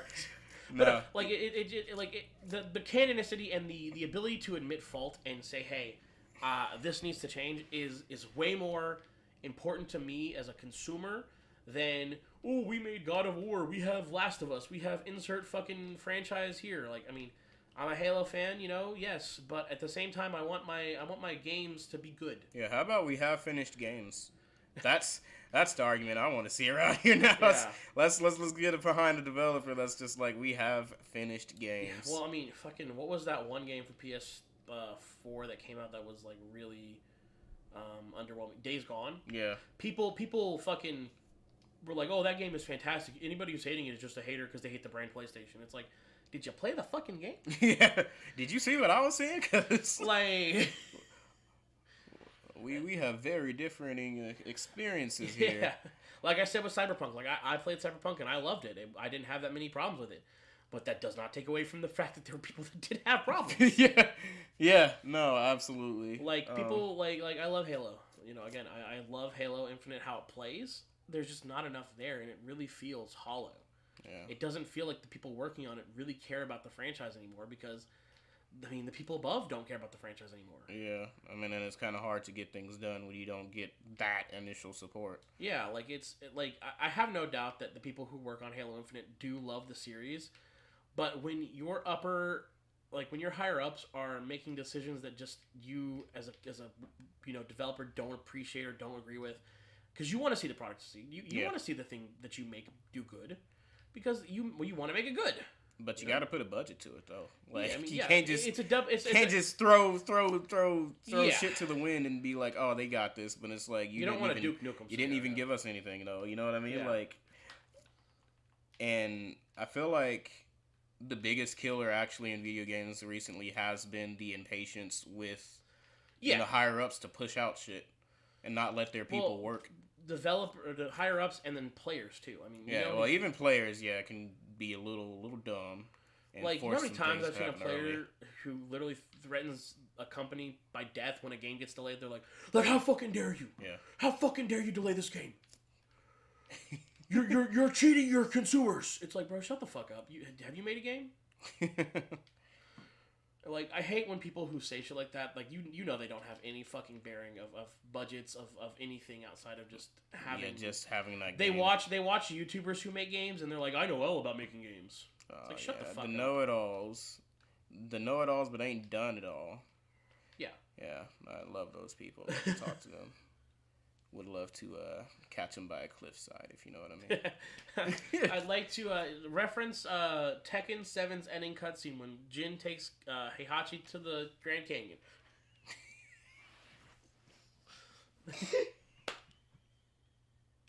Great family vacation. It was a wonderful vacation. It ended really well. It's a shame what happened, though. Yeah. Nobody could have saw that coming. I've talked a lot about this topic. How do you feel about it? Like, I feel like you haven't really gone in depth on how you feel. Well, because you're not an Xbox guy. I said, I'm not too much of an Xbox guy. Yeah. I never really have been. I've never really like truly actually aligned myself with any platform. I mean, if you got games that I enjoy, then I'm gonna play them and I'm gonna enjoy them. It's about all I need from me. I'm a simple man. Yeah. But like I said, I do respect the transparency. It was, to me, simple confirmation though that Xbox is kind of not necessarily wanting to follow up with consoles anymore. I don't think they're really in they got their spirit and ideas there. Yeah. Which again, nothing wrong with Like, trying to deviate and do something new. Do you think that they'll keep making consoles just because it's a formality, but they're going to focus their efforts mainly on other places? Most likely, I can actually see them. I can actually see them doing like one more console. Really? Okay. But that's it. That's like it. Yeah, I feel like they're gonna do just one more console, a bit more stream friendly based, because I feel like they're gonna heavily lean into streaming games, just like they're doing with the so stream friendly based console. I'm gonna hardly touch on disc release. They might not even build a console with a disc anymore. That's something we can talk about in another podcast. Is physical media. How do you think it's gonna go away if it's gonna go away?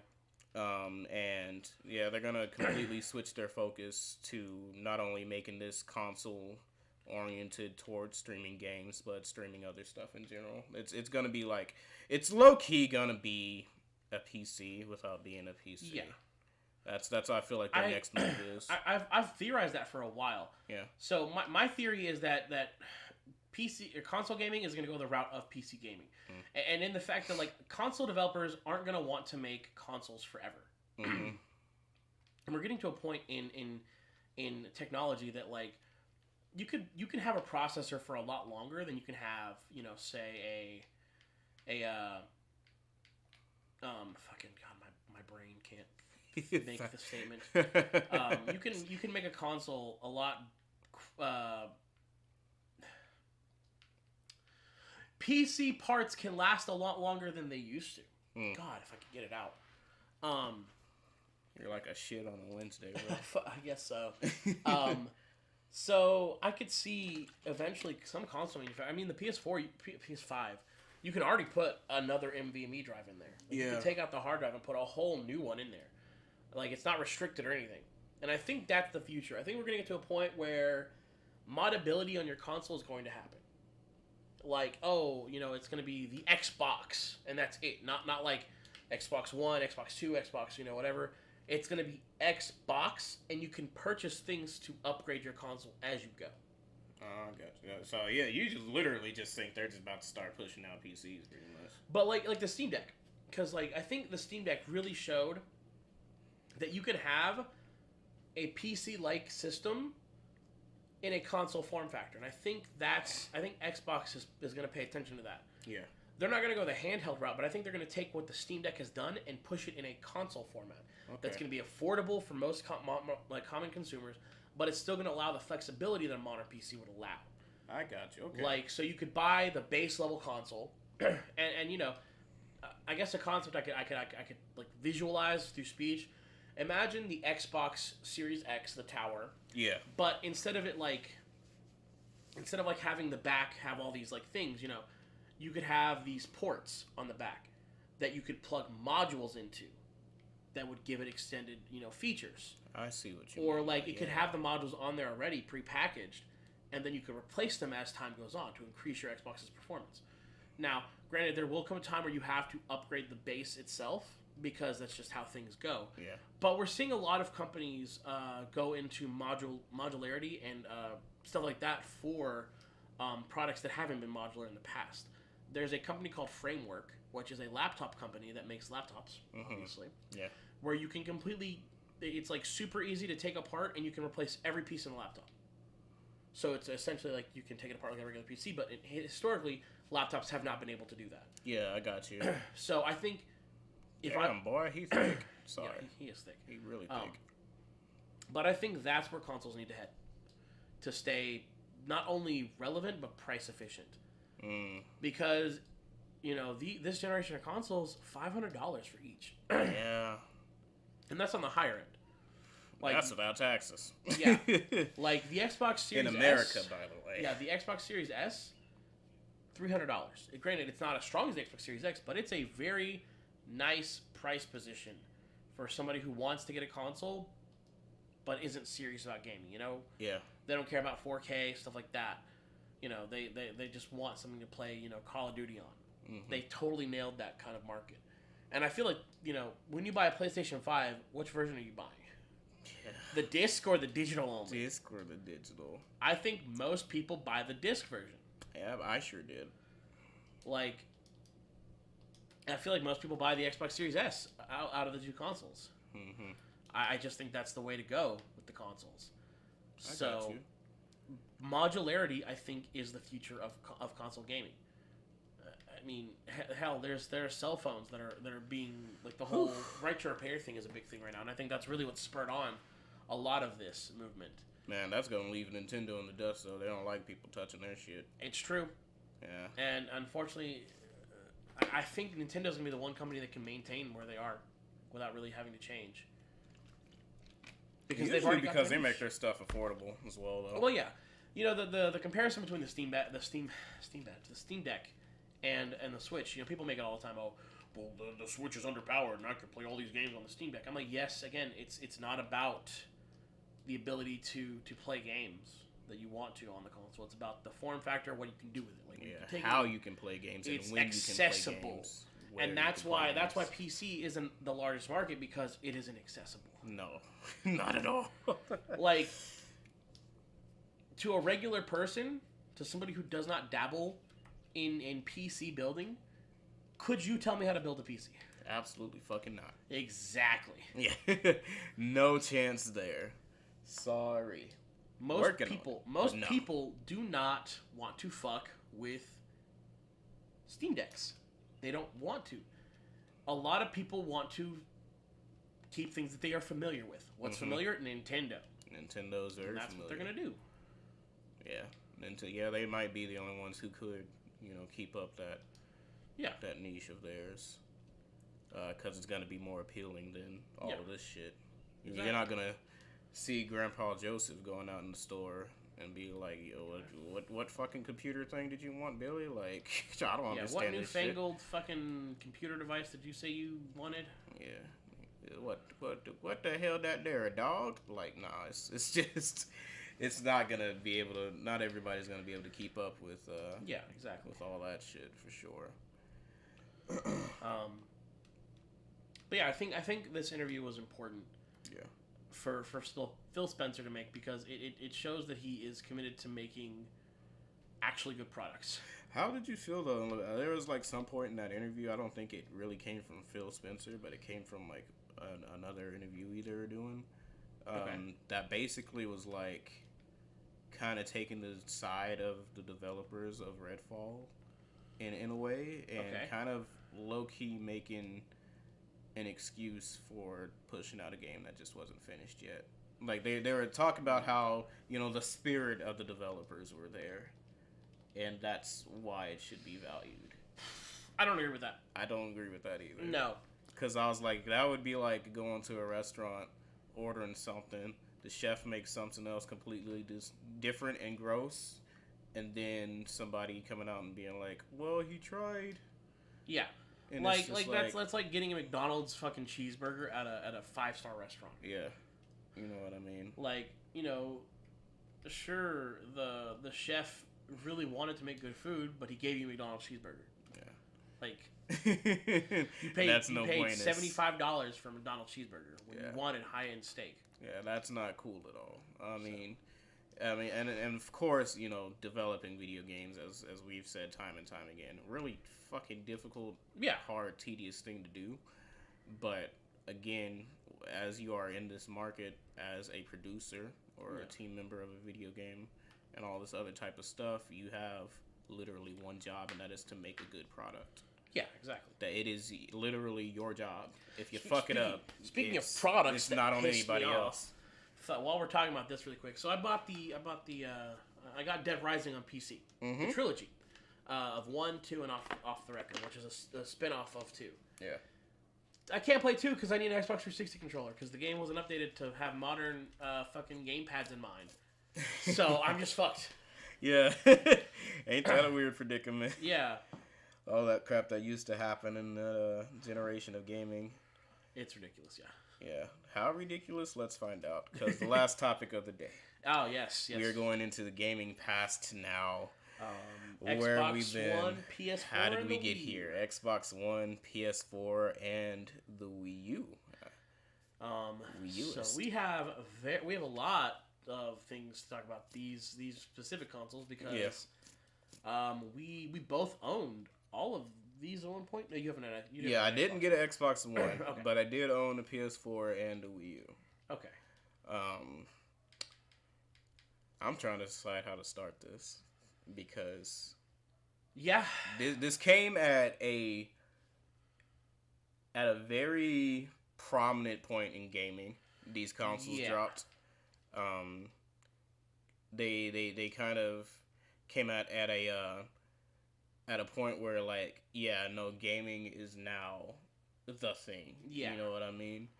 And so everybody, whenever, the PS3, Xbox 360 era, everybody was kind of getting done with that era. Yeah. They're like, what is next? We can't wait for what's next. Right. We're ready to move on. Yeah. And then these bad boys dropped. I suppose I could start with the PS4. Yeah. And my thoughts on the PS4. I feel like potentially, and sort of confusingly so, but I still kind of feel it in my gut a little bit to say it. Definitely could be argued as PlayStation's best era, in my opinion. I can agree with that. Could be argued as PlayStation's best era. For the content they were pushing out on the game, for what it did, all the things PS4 brought new and different, affordable, extremely supported console as well. Yeah. Have any and every game on the damn thing. Yeah. And, it got somewhat backwards compatibility, right? Right, yeah. And just strong launch as well, a really strong launch for the PS4. I'm trying to remember which games exactly came out right at the bank of it, but right, because let's see, you had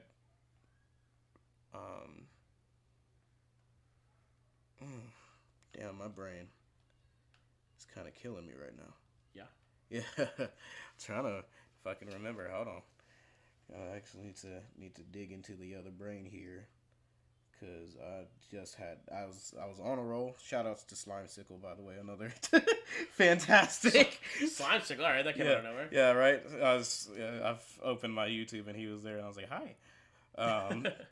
I do like Slimesicle though as well. Yeah. No. Charlie Slimesicle. A really punny guy. Slimesicle Gaming. Slimesicle.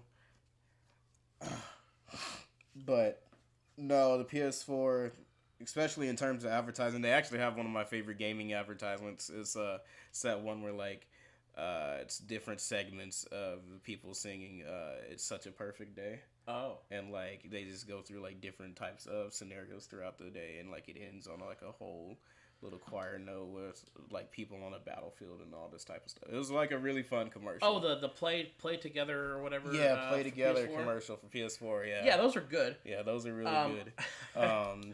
So I didn't have a PS4, so we're on opposite sides of the spectrum. Yeah. So I had an Xbox One. I got the Battlefield 1 edition. My brother had an Xbox One before I had an Xbox One, and I played a lot on that console. I played Overwatch, played Halo 5, played all the Call of Duties over at the time. I played the shit on my Xbox One. Gotcha. Some of the exclusives that I played on Xbox One, I mean, I played Halo, I played Gears of War. God, I don't remember what was exclusive for Halo or for Xbox. I mean, I know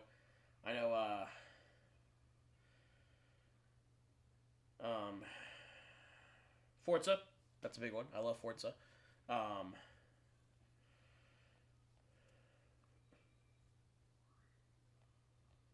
Oh yeah, I forgot. Infamous Second Son was a launch PS4 game. That That one was really good in my opinion. But then, like, the games to come later down the line on the PS4 as well with Mortal Kombat X and, Spider-Man. The first Spider-Man. Yeah. That one was fantastic as well. Just tons of content, tons of accessibility on the PS4 as well. PS4 definitely popped off with exclusives that generation. Yeah, for sure. Their exclusives were on point. The original release. Sunset Overdrive. Sunset Overdrive was Xbox. Which honestly didn't give, in my opinion, as much as love as it deserved. I feel like people just kind of were a little bit too weirded out by the aesthetics of the game. Oh yeah, we're not ready for it. Released in the wrong generation, in my opinion. Oh yeah. That's what people say about Hi-Fi Rush. Yeah, well, Hi-Fi Rush was done purposely like that. You know what I mean? It was to make a callback on the older era games. Yeah, and show that there are still love for those types. Yeah. Sunset Overdrive was definitely meant to. I mean, it was meant to be callbacky in a way, but they were definitely like trying to push this as a new IP that could take over and be hip and included with the generation that was prevalent, but it just didn't work out that way, which I feel like it should have, because that game was fantastic. some of the Xbox One exclusives that came out, Bleeding Edge. I don't know if you ever heard anything about that. I've heard a little bit of it. It was like an Overwatch style game. I think it died off pretty quick. Crackdown. That was an all Xbox exclusive that was in development hell for years. Yeah, it was not good. Dead Rising 3. That's one of my favorite games of all time. Dead Rising as a series is one of my favorites. Gotcha. Dead Rising 4, we don't speak about it. The Forza series. I mean, Killer Instinct was an exclusive for sure. Oh man, I forgot Street Fighter V was an exclusive to PS5 for a long time. Yeah, PS4. Ori, that released in such a shit state. The Ori series was Xbox exclusive. Got you. Quantum Break. I don't know what that. Precore. Rise of the Tomb Raider, I guess, was an Xbox exclusive for a short time. Rise, Son of Rome, I remember that being one of the big ones that launched. State of Decay is another big Xbox franchise. Super Lucky's Tale. Titanfall 1 was exclusive to Xbox. I guess Zoo Tycoon also has been exclusive to Xbox One. Gotcha. Weird. And then a ton of like indie games and stuff like that. But yeah, the games that like eventually turned their heads up on PS4 as well. Like I said, Mortal Kombat X was a big one. Mortal Kombat X wasn't exclusive. Though, but it was a big the Ratchet and Clank movie tie-in was actually a pretty good game as well. The remake. Don't know how anybody could also forget Detroit Become Human. Took the fucking world by storm for whenever it released. I never really got too into it myself, but we could definitely. I feel like that was also a really big telling point where games started becoming a little bit more cinematic than they were before. Because Detroit Become Human was a wild. That's what's his fuck ass name? The French dude who like he wanted to be a director, but he made Heavy Rain and shit, right? Yeah, that's him. Fucking. I forgot his name too. I don't remember his name. I know he got caught up in some shit. Apparently, I don't know if you know that. Really? Yeah, he's gone from his company. Oh man. I've never been a big fan of those games. No. Like. Not me either. I find them more hilarious than not, because some of the situations that you can end up in. Jason. No. Also, the PS4 had a remake that was near and dear to my heart, which is the Shadow of the Colossus remake. Again, one of my favorite games of all time. I still play that remake from time to time on the 4. And, I mean, the initial release of The Last of Us Part 2 was on the PS4. Some people are a fan of that game. I am not one of those people, but it happened. Uncharted 4, however, was pretty goated. I enjoyed Uncharted 4 on the 4. 4 on the 4. 4 on the 4. Why do I keep saying 4 on the 4? My brain. Sorry, y'all. This is what it sounds like when a man dies. It seems like you just have low energy right now, my guy. Yeah, like I said, I've been running around with the family and been ran a little rugged today. I feel it. Final Fantasy VII Remake also was on the floor. Fucking Christ, that game. I loved it. I loved the hell out of Final Fantasy VII. My problem isn't with it being remade. My problem is the fact that you're paying $70 for a third of the game that you paid $60 for back on the PS1. That would be a problem if the game was not as content heavy as it was. Like, I see your point in that the game has a full story, but not only are they going a different direction with the story. Yeah, there's time bullshit now. Sephiroth's come from the future, and the future's going to change because Nomura's in charge now, so he's got to include bullshit in the game. Original FF7 runtime, playtime was about 28 hours. 25 hours? I feel like it was more than that. No, it was a little less. If I remember, I thought it was 70 hours. No, well, like, probably if you were going for 100% or something, but I think even less than 25, really. The original, you can fucking blur through the original FF7 kind of quickly. Oh, wow, 38 and a half hours. Yeah, 38 and a half hours. To get through it, but to do everything, there's at least double the playtime, so that's where I got the 70. Got you. Okay, double got the playtime you. if you want 100%, yeah. This game's runtime was like 45, 50. Like, they packed heavy content in here, and it was all, in my opinion, mostly enjoyable. There are some things that are a little tedious, but mostly enjoyable. I think it's a fantastic remake, and again, with the changes in story that they're going for, fuck it, I don't mind at all. Oh yeah, forgot about the Horizon games, were a new IP. I don't even know how to really feel about the Horizon games. They kind of have me in a blur because I don't hear anything like terrible about them, but I don't hear anything like praiseworthy too much about them either. So like a lot of people like to say that they're better Breath of the Wild because they're more pre-games. Mm-hmm. Oh, that's just a shit take. They're nothing alike. They're nothing alike. That was the big one I heard when it was coming out. It's just Breath of the Wild for PS4. It's like, I mean, I don't know. I don't even think it's remotely close to Breath of the Wild in terms of mechanics and gameplay. I have no idea. Like, I've never played the game. That's just secondhand information that I was told. Girl has a bow. Yeah. I guess Link can have a bow sometimes. That's about it. I think it's just because it was an open world game right after Zelda Breath of the Wild. And every open world game was just copying Breath of the Wild at the time. Yeah, remember when it was also like Genshin Impact is a Breath of the Wild copy? Oh my god, yeah. Even though Genshin Impact is a whole beast in of itself. Yeah. Remember the Sonic Twitter drama with Genshin Impact when the Game Awards happened? Look, all I gotta say is Sonic did get snuffed. Like, I don't think I'm gonna just be real. I don't think Genshin should have been there. No, Genshin should not have been there. It's a game that released 3 years prior. For the category that Sonic and Genshin were in together, they shouldn't have been there. Yeah. No, not at all. But I digress. Anyway. But no, yeah, like our point being is this generation was very packed. Yeah, Wii U. So let's go over the Wii U. Wii U, everybody was stuck inside. For those of you who don't know, the Wii U is probably the most divisive console that Nintendo has ever put out. Yeah, I mean, I'll definitely say that it's a weird case. I guess like Nintendo really didn't properly market for the Wii U, make it stand out as it should have, because I heard a lot of people constantly say, like, isn't that just like a little fucking doohickey you just get from the Wii? Yeah, people, the way they marketed it really felt like it was just an add-on. Yeah.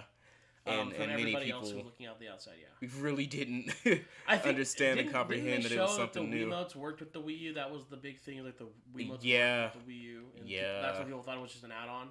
Yeah, they shot themselves heavily in the foot. Yeah, I know, it was bad. That is not to say, though, that the Wii U didn't have banger games. Oh, fuck it absolutely did. Xenoblade Chronicle X, which hasn't been re-released for the Switch, Nintendo fucking do it. And this time give us proper co-op gameplay. You hear that? He's angry. I'm angry. I loved Xenoblade Chronicles X because it gave me a big mech and I could fucking destroy things with a big fuck-off sword. And in the game, the multiplayer was literally just you load into missions. That's it. It was Monster Hunter. That was the whole game multiplayer mode. Was just Monster Hunter. Now he has to wait for Armored Core 6. Yeah. Anyway. But no. Bayonetta 2 was a fantastic Wii U exclusive. Speaking of Bayonetta, there's a joke in the game There's a guy in Xenoblade Chronicles X. Yeah. His name is HB. He wears glasses. He has a very similar haircut to Bayonetta and Bayonetta 2. And he's constantly seen doing flamboyant poses. Yes. So the joke was the HB in his name stood for he's Bayonetta. I was like, I'm here for it. It's kind of like the fucking what in Pokemon Scarlet and Violet, MC Sledge. Oh yeah, fucking Moist Critical. Moist Critical, Moist absolutely. Critical Sledge. Moist Critical Sledge. You can't tell me anything else that is certainly Moist Critical. He even says that's what we've been waiting for. Like, bro. Yeah, no, somebody at the localization team definitely dialed that in for Moist Critical reference. Yeah, I think in the Japanese version it was no reference at all, but the American team was like, I'm gonna throw it in there. Even still, my guy was MC Sledge. Yeah. Like, yeah, baby. That's what I'm waiting for. baby. That's what it's all about. Woo! Love you, Moist. That's another one we didn't really shout out. Anyway, the Wii also had, or Wii U, sorry. Zombie U was originally exclusive for the Wii U, but they did re-release it eventually. Yeah, and I gotta say, still probably one of the more unique zombie games out there. Yeah, because the whole console, you having to check your bag. I do want to get a Wii U again. Yeah. And play those games. I want one too. Because I did sell mine for my Switch, so. I sold mine for different purposes. Oh man, it happens. Yeah. But I do want another Wii U. Splatoon 1 was an exclusive for the Splatoon 1 was an exclusive for the Wii U. It's where it started, boys. Out of all games to not get a deluxe treatment, I'm surprised Splatoon didn't, because that was Nintendo's bread and butter for that generation. Yeah. Well, what got the deluxe treatment was fucking Mario Kart 8. Yeah, and it's still getting DLC. It is still... I have... Man, it blows... Mixed feelings, because I want a new Mario Kart, but at the same time, it's so good. There's so much content in the game now that I don't know if we'll ever need another Mario Kart. That's the issue. No, as a Mario Kart player, I need another Mario Kart, but it's not going to happen for probably 5 years or so. Yeah. And, I mean, justifiably so, not justifiably so, actually. Fuck that. Yeah. I mean, granted, y'all have been putting in fantastic work with Mario Kart 8. Yeah. But, my God, we needed a new instead of Mario edition. Kart, how would you feel if they came out with a new F-Zero? Would that be fine if they skipped Mario Kart for a generation and had F-Zero? Part of me wants to say yes. But part of you says no, because you love Mario Kart? Yeah, because, here's the thing, right? You know... when Mario Kart 7 released, they added for the 3DS. gliders and underwater sections into the game. Mario Kart 8 releases, they added anti-gravity. Yeah.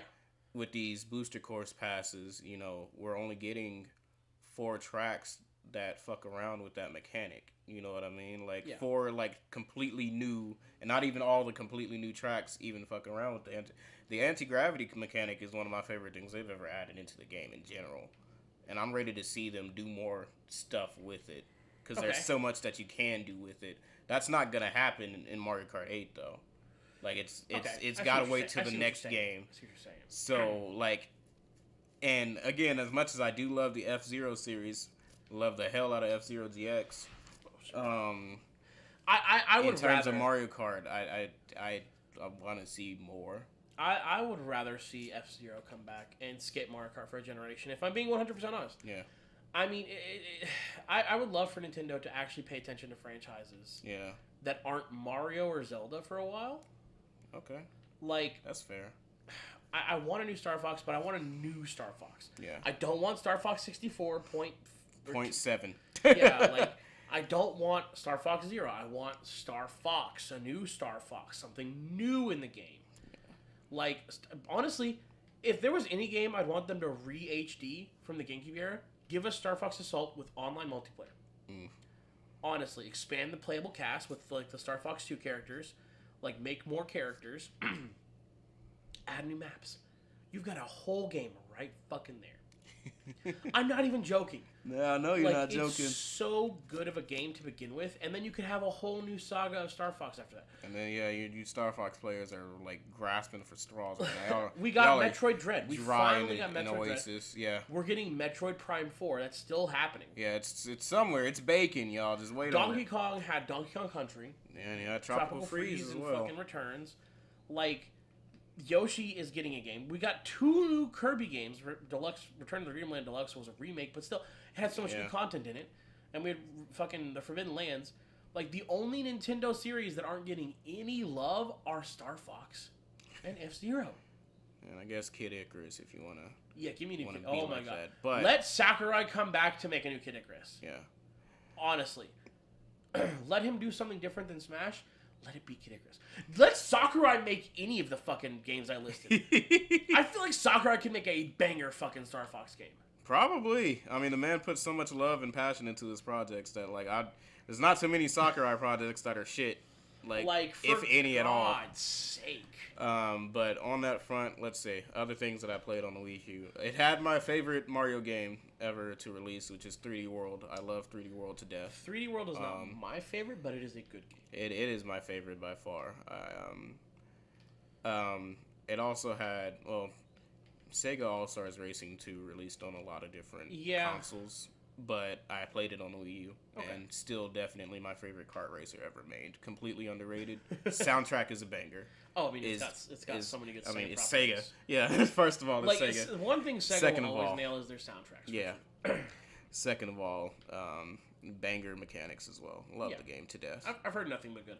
I didn't play a whole lot of it, but I've heard nothing good. Let's see. I'm trying to think of anything else. You know what was actually, even though it was gimmicky as hell, I found a couple of good hours of enjoyment playing Nintendo Land. Oh, Nintendo Land was great. I would love Nintendo. I love Nintendo Land. I would actually I would be down for a Nintendo Land on the Switch or anything like that. Actually, I'd be down for a sequel. Like Nintendo Land, I played a lot of that with my friends and my brother and my nephew when we all lived in the same house. Yeah. And there was we played that for hours. Like the Zelda one, oh my God, that was yeah, the Zelda one was really cool. The fucking Metroid one was great. Yeah, like there were so many good minigames. Like that's what Nintendo should have done with fucking the Switch. Yeah, instead of the 1-2 bitch. 1-2 bitch. 1-2 bitch. Yeah, but again, the marketing just kind of failed the Wii U in a way that I don't think the console deserved because it wasn't half bad. No, in my opinion. No, they just kind of plugged it up. Another good Breath game. of the Wild initially released on the Wii U. I almost forgot about that. They did a double release, didn't they? Yeah, it did a double release. Gotcha. Day and date with the Switch, and then I think the same day with the Wii U. Or maybe no, it was delayed for the Wii U. Was it? I think it was delayed for the Wii U. Yeah. Other great games that released on Wii U. They did do the Wind Waker HD though. They did do the Wind Waker HD. That was a good one. Yeah. Although, if I'm being fair, the Wind Waker didn't need an HD treatment, but the fact that it did was nice. Yeah. No, that was a beautiful, nice surprise. You know what did need an HD remake? The Twilight Princess. Yeah. And that HD remake was really good from what I understand. Yeah, no, I heard nothing but good things about it. Like, Nintendo doesn't do a lot of HD remakes, but when they do, they kind of hit it. Nintendo don't do a lot of HD remakes, but when they do, it's Zelda. When they do, it's Zelda. Well, I guess, Metroid Prime Remastered kind of throws that whole notion out the window. Oh my God, the Metroid Prime Remaster is gorgeous. Yeah. Absolutely breathtaking. I haven't seen it personally yet. Oh, actually. You know what? Here. So we can't have that. You need to see firsthand the beauty that this fucking remake did to it. All right, go ahead and pop it off. But we'll finish up this podcast and then you can kind of experience more of it. ARMS was a Switch exclusive. I was gonna say I almost said fucking ARMS. Yeah. Tokyo Mirage Sessions. That's something I played. Oh yeah. The remake did come out eventually for the Switch, but I played that when Pikmin 3. Wonderful 101? Wonderful 101 is pretty fun. Yeah, Wonderful 101 I actually wish there was a sequel to the series because it was like super unique. I feel like they should have. They've re-released it on PlayStation and stuff. I know, but I'm not talking about no re-release. Yeah. Sequel is what I'm talking about. Sequel. I feel that. But yeah, no, Wonderful 101 was really fun. Kirby and the Rainbow Curse. Mario Maker made the debut on the Wii. Mario Maker did make its debut on the Wii. It became a fucking titan. Yeah, fucking Pokken. Pokken, yeah. Oh, you know what? I did have something that kind of filled that void on the Wii U of F-Zero missing. That was Fast RMX. Oh, Fast. Fast RMX is a fantastic racing game. Highly recommend. Fucking. There was a Paper Mario game. Yeah. They had a bunch of stuff on the Wii U. One of the games that I also enjoyed was. You know what? This actually would probably be a controversial take, especially in pertains to the Nintendo property Warriors games. But I actually enjoyed Fire Emblem Warriors more than Hyrule Warriors. I did not. I like Hyrule Warriors way more than I will ever like Fire Emblem Warriors. I don't know. It was something about it that just clicked a little bit more that I loved. I mean, I think F-Zero was the best fit for a Warriors type game. Yeah. If I'm being 100% with you, like I don't know why they went with I'll open the map again. Okay. This game does look gorgeous. Holy shit. Oh, that was the start. Okay, I can hop back down here then. I was trying to get out of. I thought I was in the boss fight, but no, I'm not. You're in the scrotum. Yeah. But yeah, I was like, out of all series, when they announced Hyrule Warriors, I was very taken aback because I was like, Fire Emblem was the perfect fit. Yeah. But on the topic of Warriors games, Hyrule Warriors was a fantastic Wii U exclusive at the time. Oh yeah, no, it was fantastic. Oh Don't my get me God. wrong. I played the shit out of Hyrule Warriors. A banger of a Warriors game for sure. Heavy though. Oh my God. Try 100% in Hyrule Warriors in this day and age. Fuck. Better say goodbye to your children. I spent so much time trying to play that game. Because you will never see anybody ever again. I think to 100% of the game, I think the estimation was like 120 hours plus. Bro, just fucking go ask the completionist because he completed it and he regretted it. So much. He regretted it. Oh no. Once they added the extra boards and stuff. And the DLCs. And the DLC. Had tons of fucking DLC in the game. I got 90% of the first board done. Yeah. And like 90% of the Majora's Mask board done. Yeah. Oh, you know what? One thing I forgot to mention about Mario Kart 8. Banger soundtrack. Oh, as fuck well. yeah. Fuck absolutely. Yeah. It's fucking heavy saxophone. Saxophone is my weakness in music. Saxophone and really strong bass. For sure. Gets me weak in the knees and gets the balls of shooting. You can see it on screen right now. This, like, in terms of an HD revamp, this game. Yeah, this is dummy. Yeah, this is beautiful. Honestly, this feels like a remaster. Yeah. How fucking strong they up-resed everything. Like, it's super good. Like, my goodness. And also in terms of Mario Kart 8, I've been playing this game since I was 14. And they are still releasing things for it. What? Mario Kart 8 came out in 2014. What? I was a 14-year-old boy. It's been 9 years? And they haven't released Mario Kart 9. Oh my God! I was an 8th grader going into 9th grade. You know what else was an exclusive for the Wii U? What's up? Super Smash Bros. 4. Smash 4. Whew. With the popularization of character trailers and character roster and DLC in the Smash. First game to have DLC. Oh my God. I remember that DLC cycle. Oh man, the DLC cycle was nuts. It was so they added Mewtwo, Lucas, Roy, but the two newcomers they added through DLC were Cloud and Ryu. Bayonetta. Oh, Ryu and Bayonetta. Yeah, Ryu and Bayonetta. Holy shit. Yeah. I remember one, the Roy, Mewtwo, and Lucas releases. Yeah. Was massive back in the time. Yeah. Because it was crazy. They brought back these characters that missed out on Brawl, and everybody thought they was never going to see them again. Yeah. And then fucking the insane amount of just hype behind Cloud. What's up? Yeah, behind Cloud's reveal. Cloud's reveal. Well, that was when Cloud was announced. That was when everybody realized anybody. Yeah, anybody can make Smash. And then it got just reconfirmed when Bayonetta was added to Smash. And then we got Ultimate, where they brought back Snake. Brought back every single character. Every fighter in the whole series. And then who are the newcomers in base Ultimate roster? It was Simon Richter, the Belmonts. Oh, yeah! Ridley was in base roster. King K. Rool. Oh, man. I'm missing out on some people. I know I am. Well, the Echo Fighters. So all Dark the Echo Pit, Fighters. Well, not Dark Pit, but Daisy and Dark Samus and Chrom. Yeah. And another basey was Ken. Ken's not... Is he considered Echo Fighter? He is an Echo Fighter. He is, okay. I thought he was a whole Ness and Lucas situation. No. Anyway. Well, Ness and Lucas do have completely different movesets and kits. Incineroar And Incineroar was base roster. Absolutely, Fuck. And I love him. He's my favorite. I'll fuck up anybody with Incineroar. At me, nah. Splatoon, Inkling was the first announced. Was newcomer. The first announced newcomer. Breath of the Wild Link was a whole like reformat of original Link. Yeah. Like if you want to play base Link, now you have to play Young Link. Yeah, Young Link, and then Toon Link. Who were the other base fighters? Shit, I'm blanking real hard. I don't feel like I missed anybody in that list, but no, there was somebody you missed. Oh, Isabelle. I think that's it. I think no, there were more. Piranha Plant came later as free DLC. Let's see. I gotta pull up.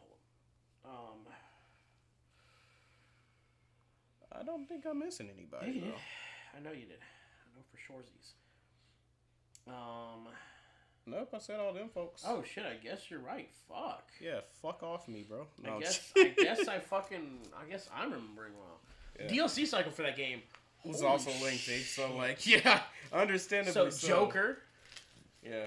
We need to stop talking about Smash Wii U. We can talk about that next session. Yeah, we can talk about Ultimate next section.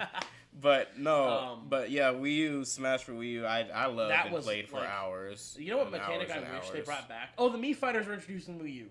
The Mii Fighters were introduced. But you know what mechanic I wish they'd bring back for Ultimate? Custom moves. Even in even for casual play. Like, that would have been cool. Oof, but I understand why they dropped it, because imagine making custom moves for 89 characters. Yeah. Like, holy fuck. No, I understand. Yeah. But it was a cool mechanic. It was a very fun and cool mechanic. I think it's just because in Smash Wii U, Sakurai had such a big team for the first time that he wanted to go really balls to the wall. Yeah.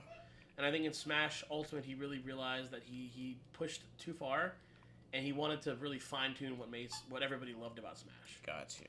So. Man, it made me pissed whenever the initial DLC run was going for Smash 4. Yeah. Because, like, I actually... the way I found out that Roy and Ryu were in the game was post-release because I was stuck at summer camp. I didn't have access to my phone, so I got home, booted up the game to go online, and I just get the fucking... Roy and Ryu are available for DLC. I was like, who the fuck? What? Yeah. When? Yeah. Yeah, I missed out on all of that shit because I was at Wii summer camp that I didn't even want to go to. They did launch at the same time, didn't they? They did, Fuck. yeah. It was like Mewtwo and Lucas, Roy and Ryu, and then Cloud released by himself, and then Bayonetta released by himself. Yeah, because those are the two high profile. Oh, and Corrin. Corrin was DLC. Corrin was DLC. Man, I almost forgot. Gosh. That's damn. That's I feel bad because like I'm like one of the only Corrin players in the world. I forgot about Corrin. Damn. I still forgot about Corrin. But yeah, no, we've been playing around for a little bit. We need to wrap up, I think. Yeah. So, overall thoughts about that generation of consoles? Like I said, probably the most dense in terms of gaming content. Probably another like really important. Can I cut real quick? Yeah, no, go ahead. You go. Oh shit! He ran over and knocked over the corner. Go Jojo, go Jojo, go Jojo, go. He's like, I need something in me.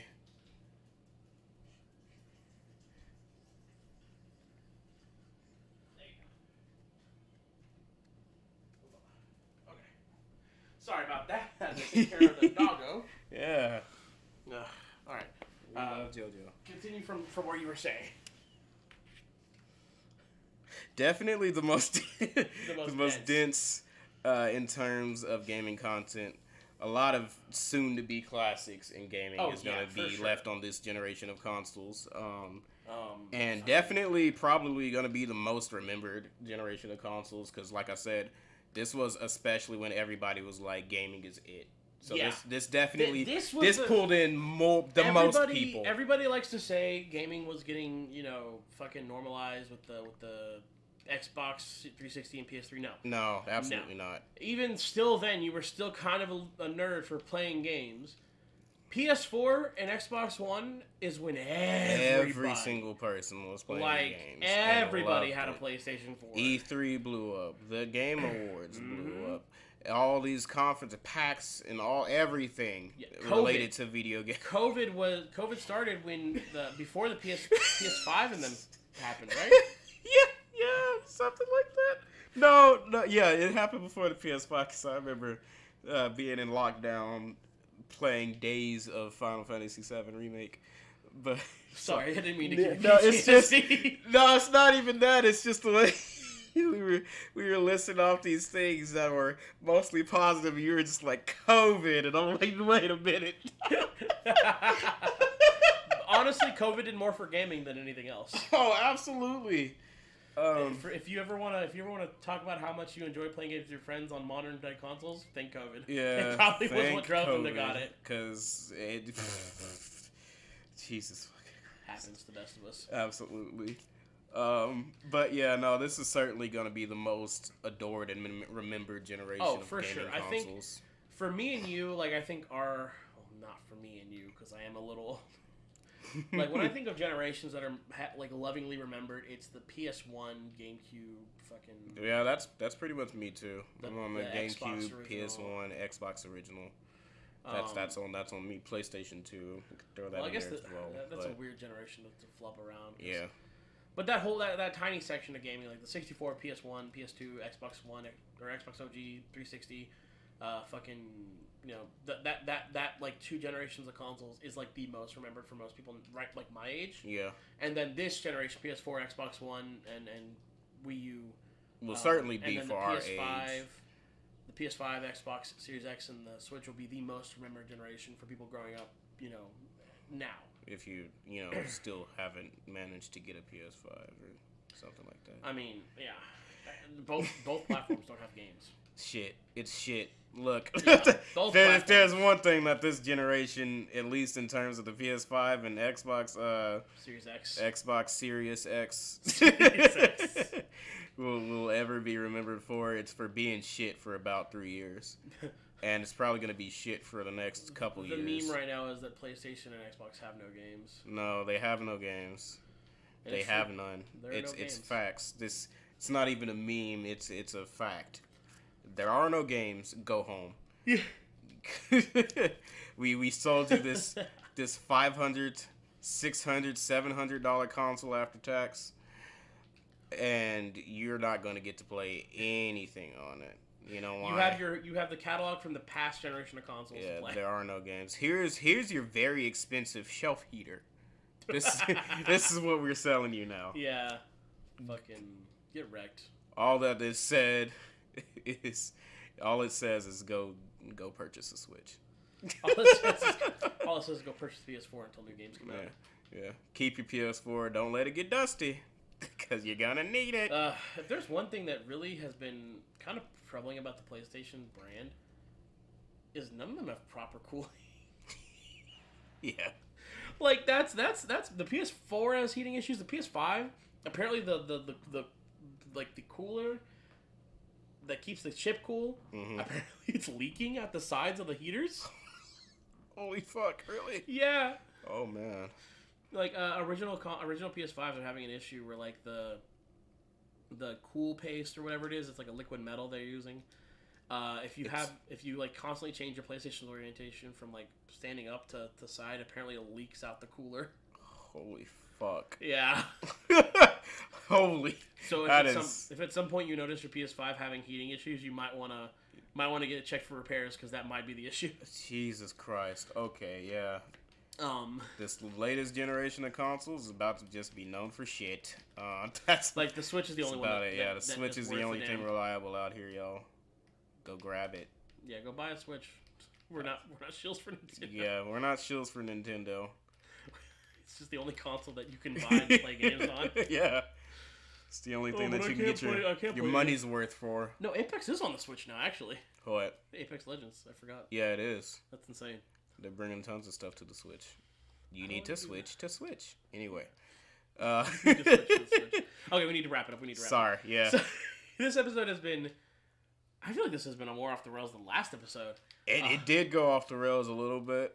I apologize to you guys. If you were wanting me to be a little bit more crazy, and it's been a role reversal these past 2 episodes. Yeah, no, it's not even been a role reversal. Last episode we were both definitely on that level.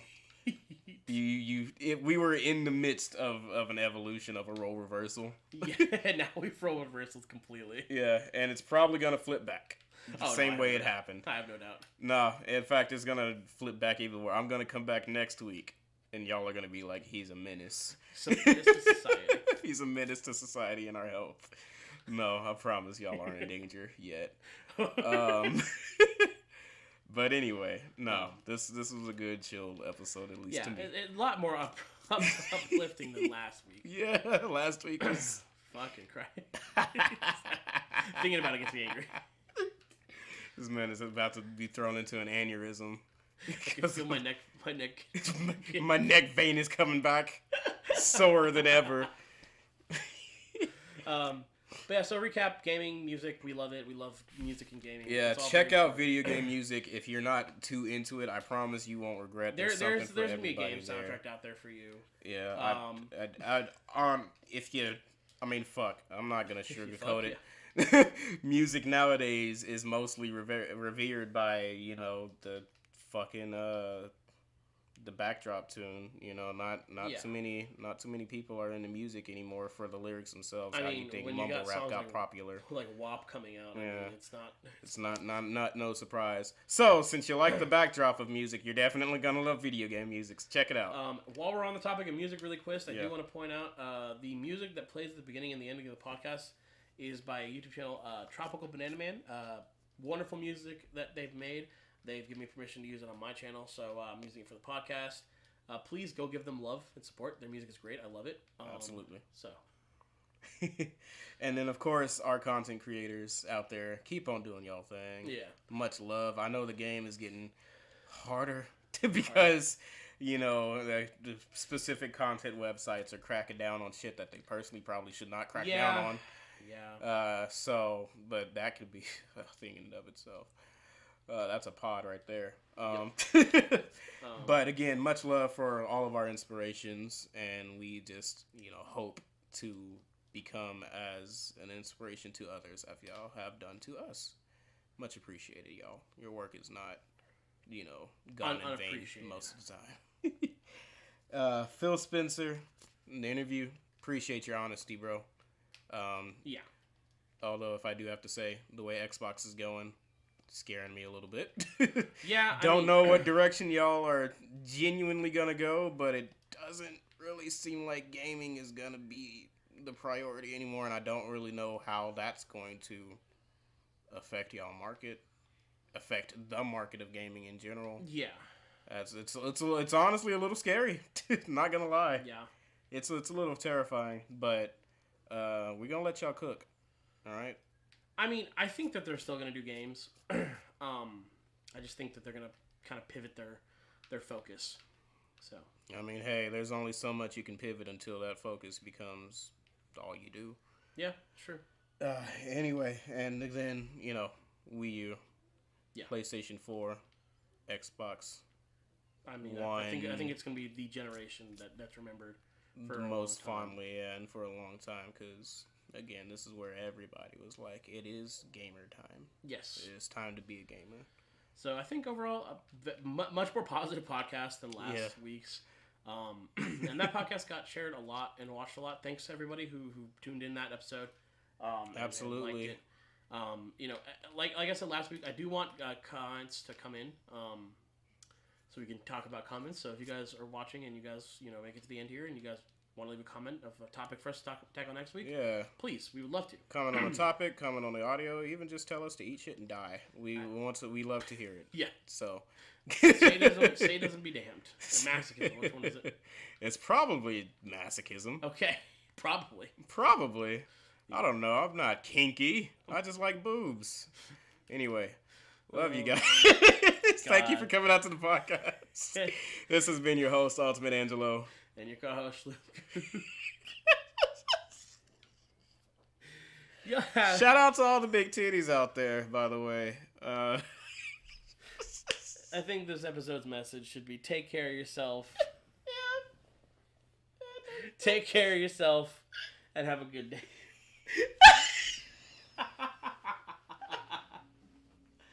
Oh. Fucking remind me to take a nap before I come out to these, bro. If I hit you, I'll just be like, boy, did you sleep?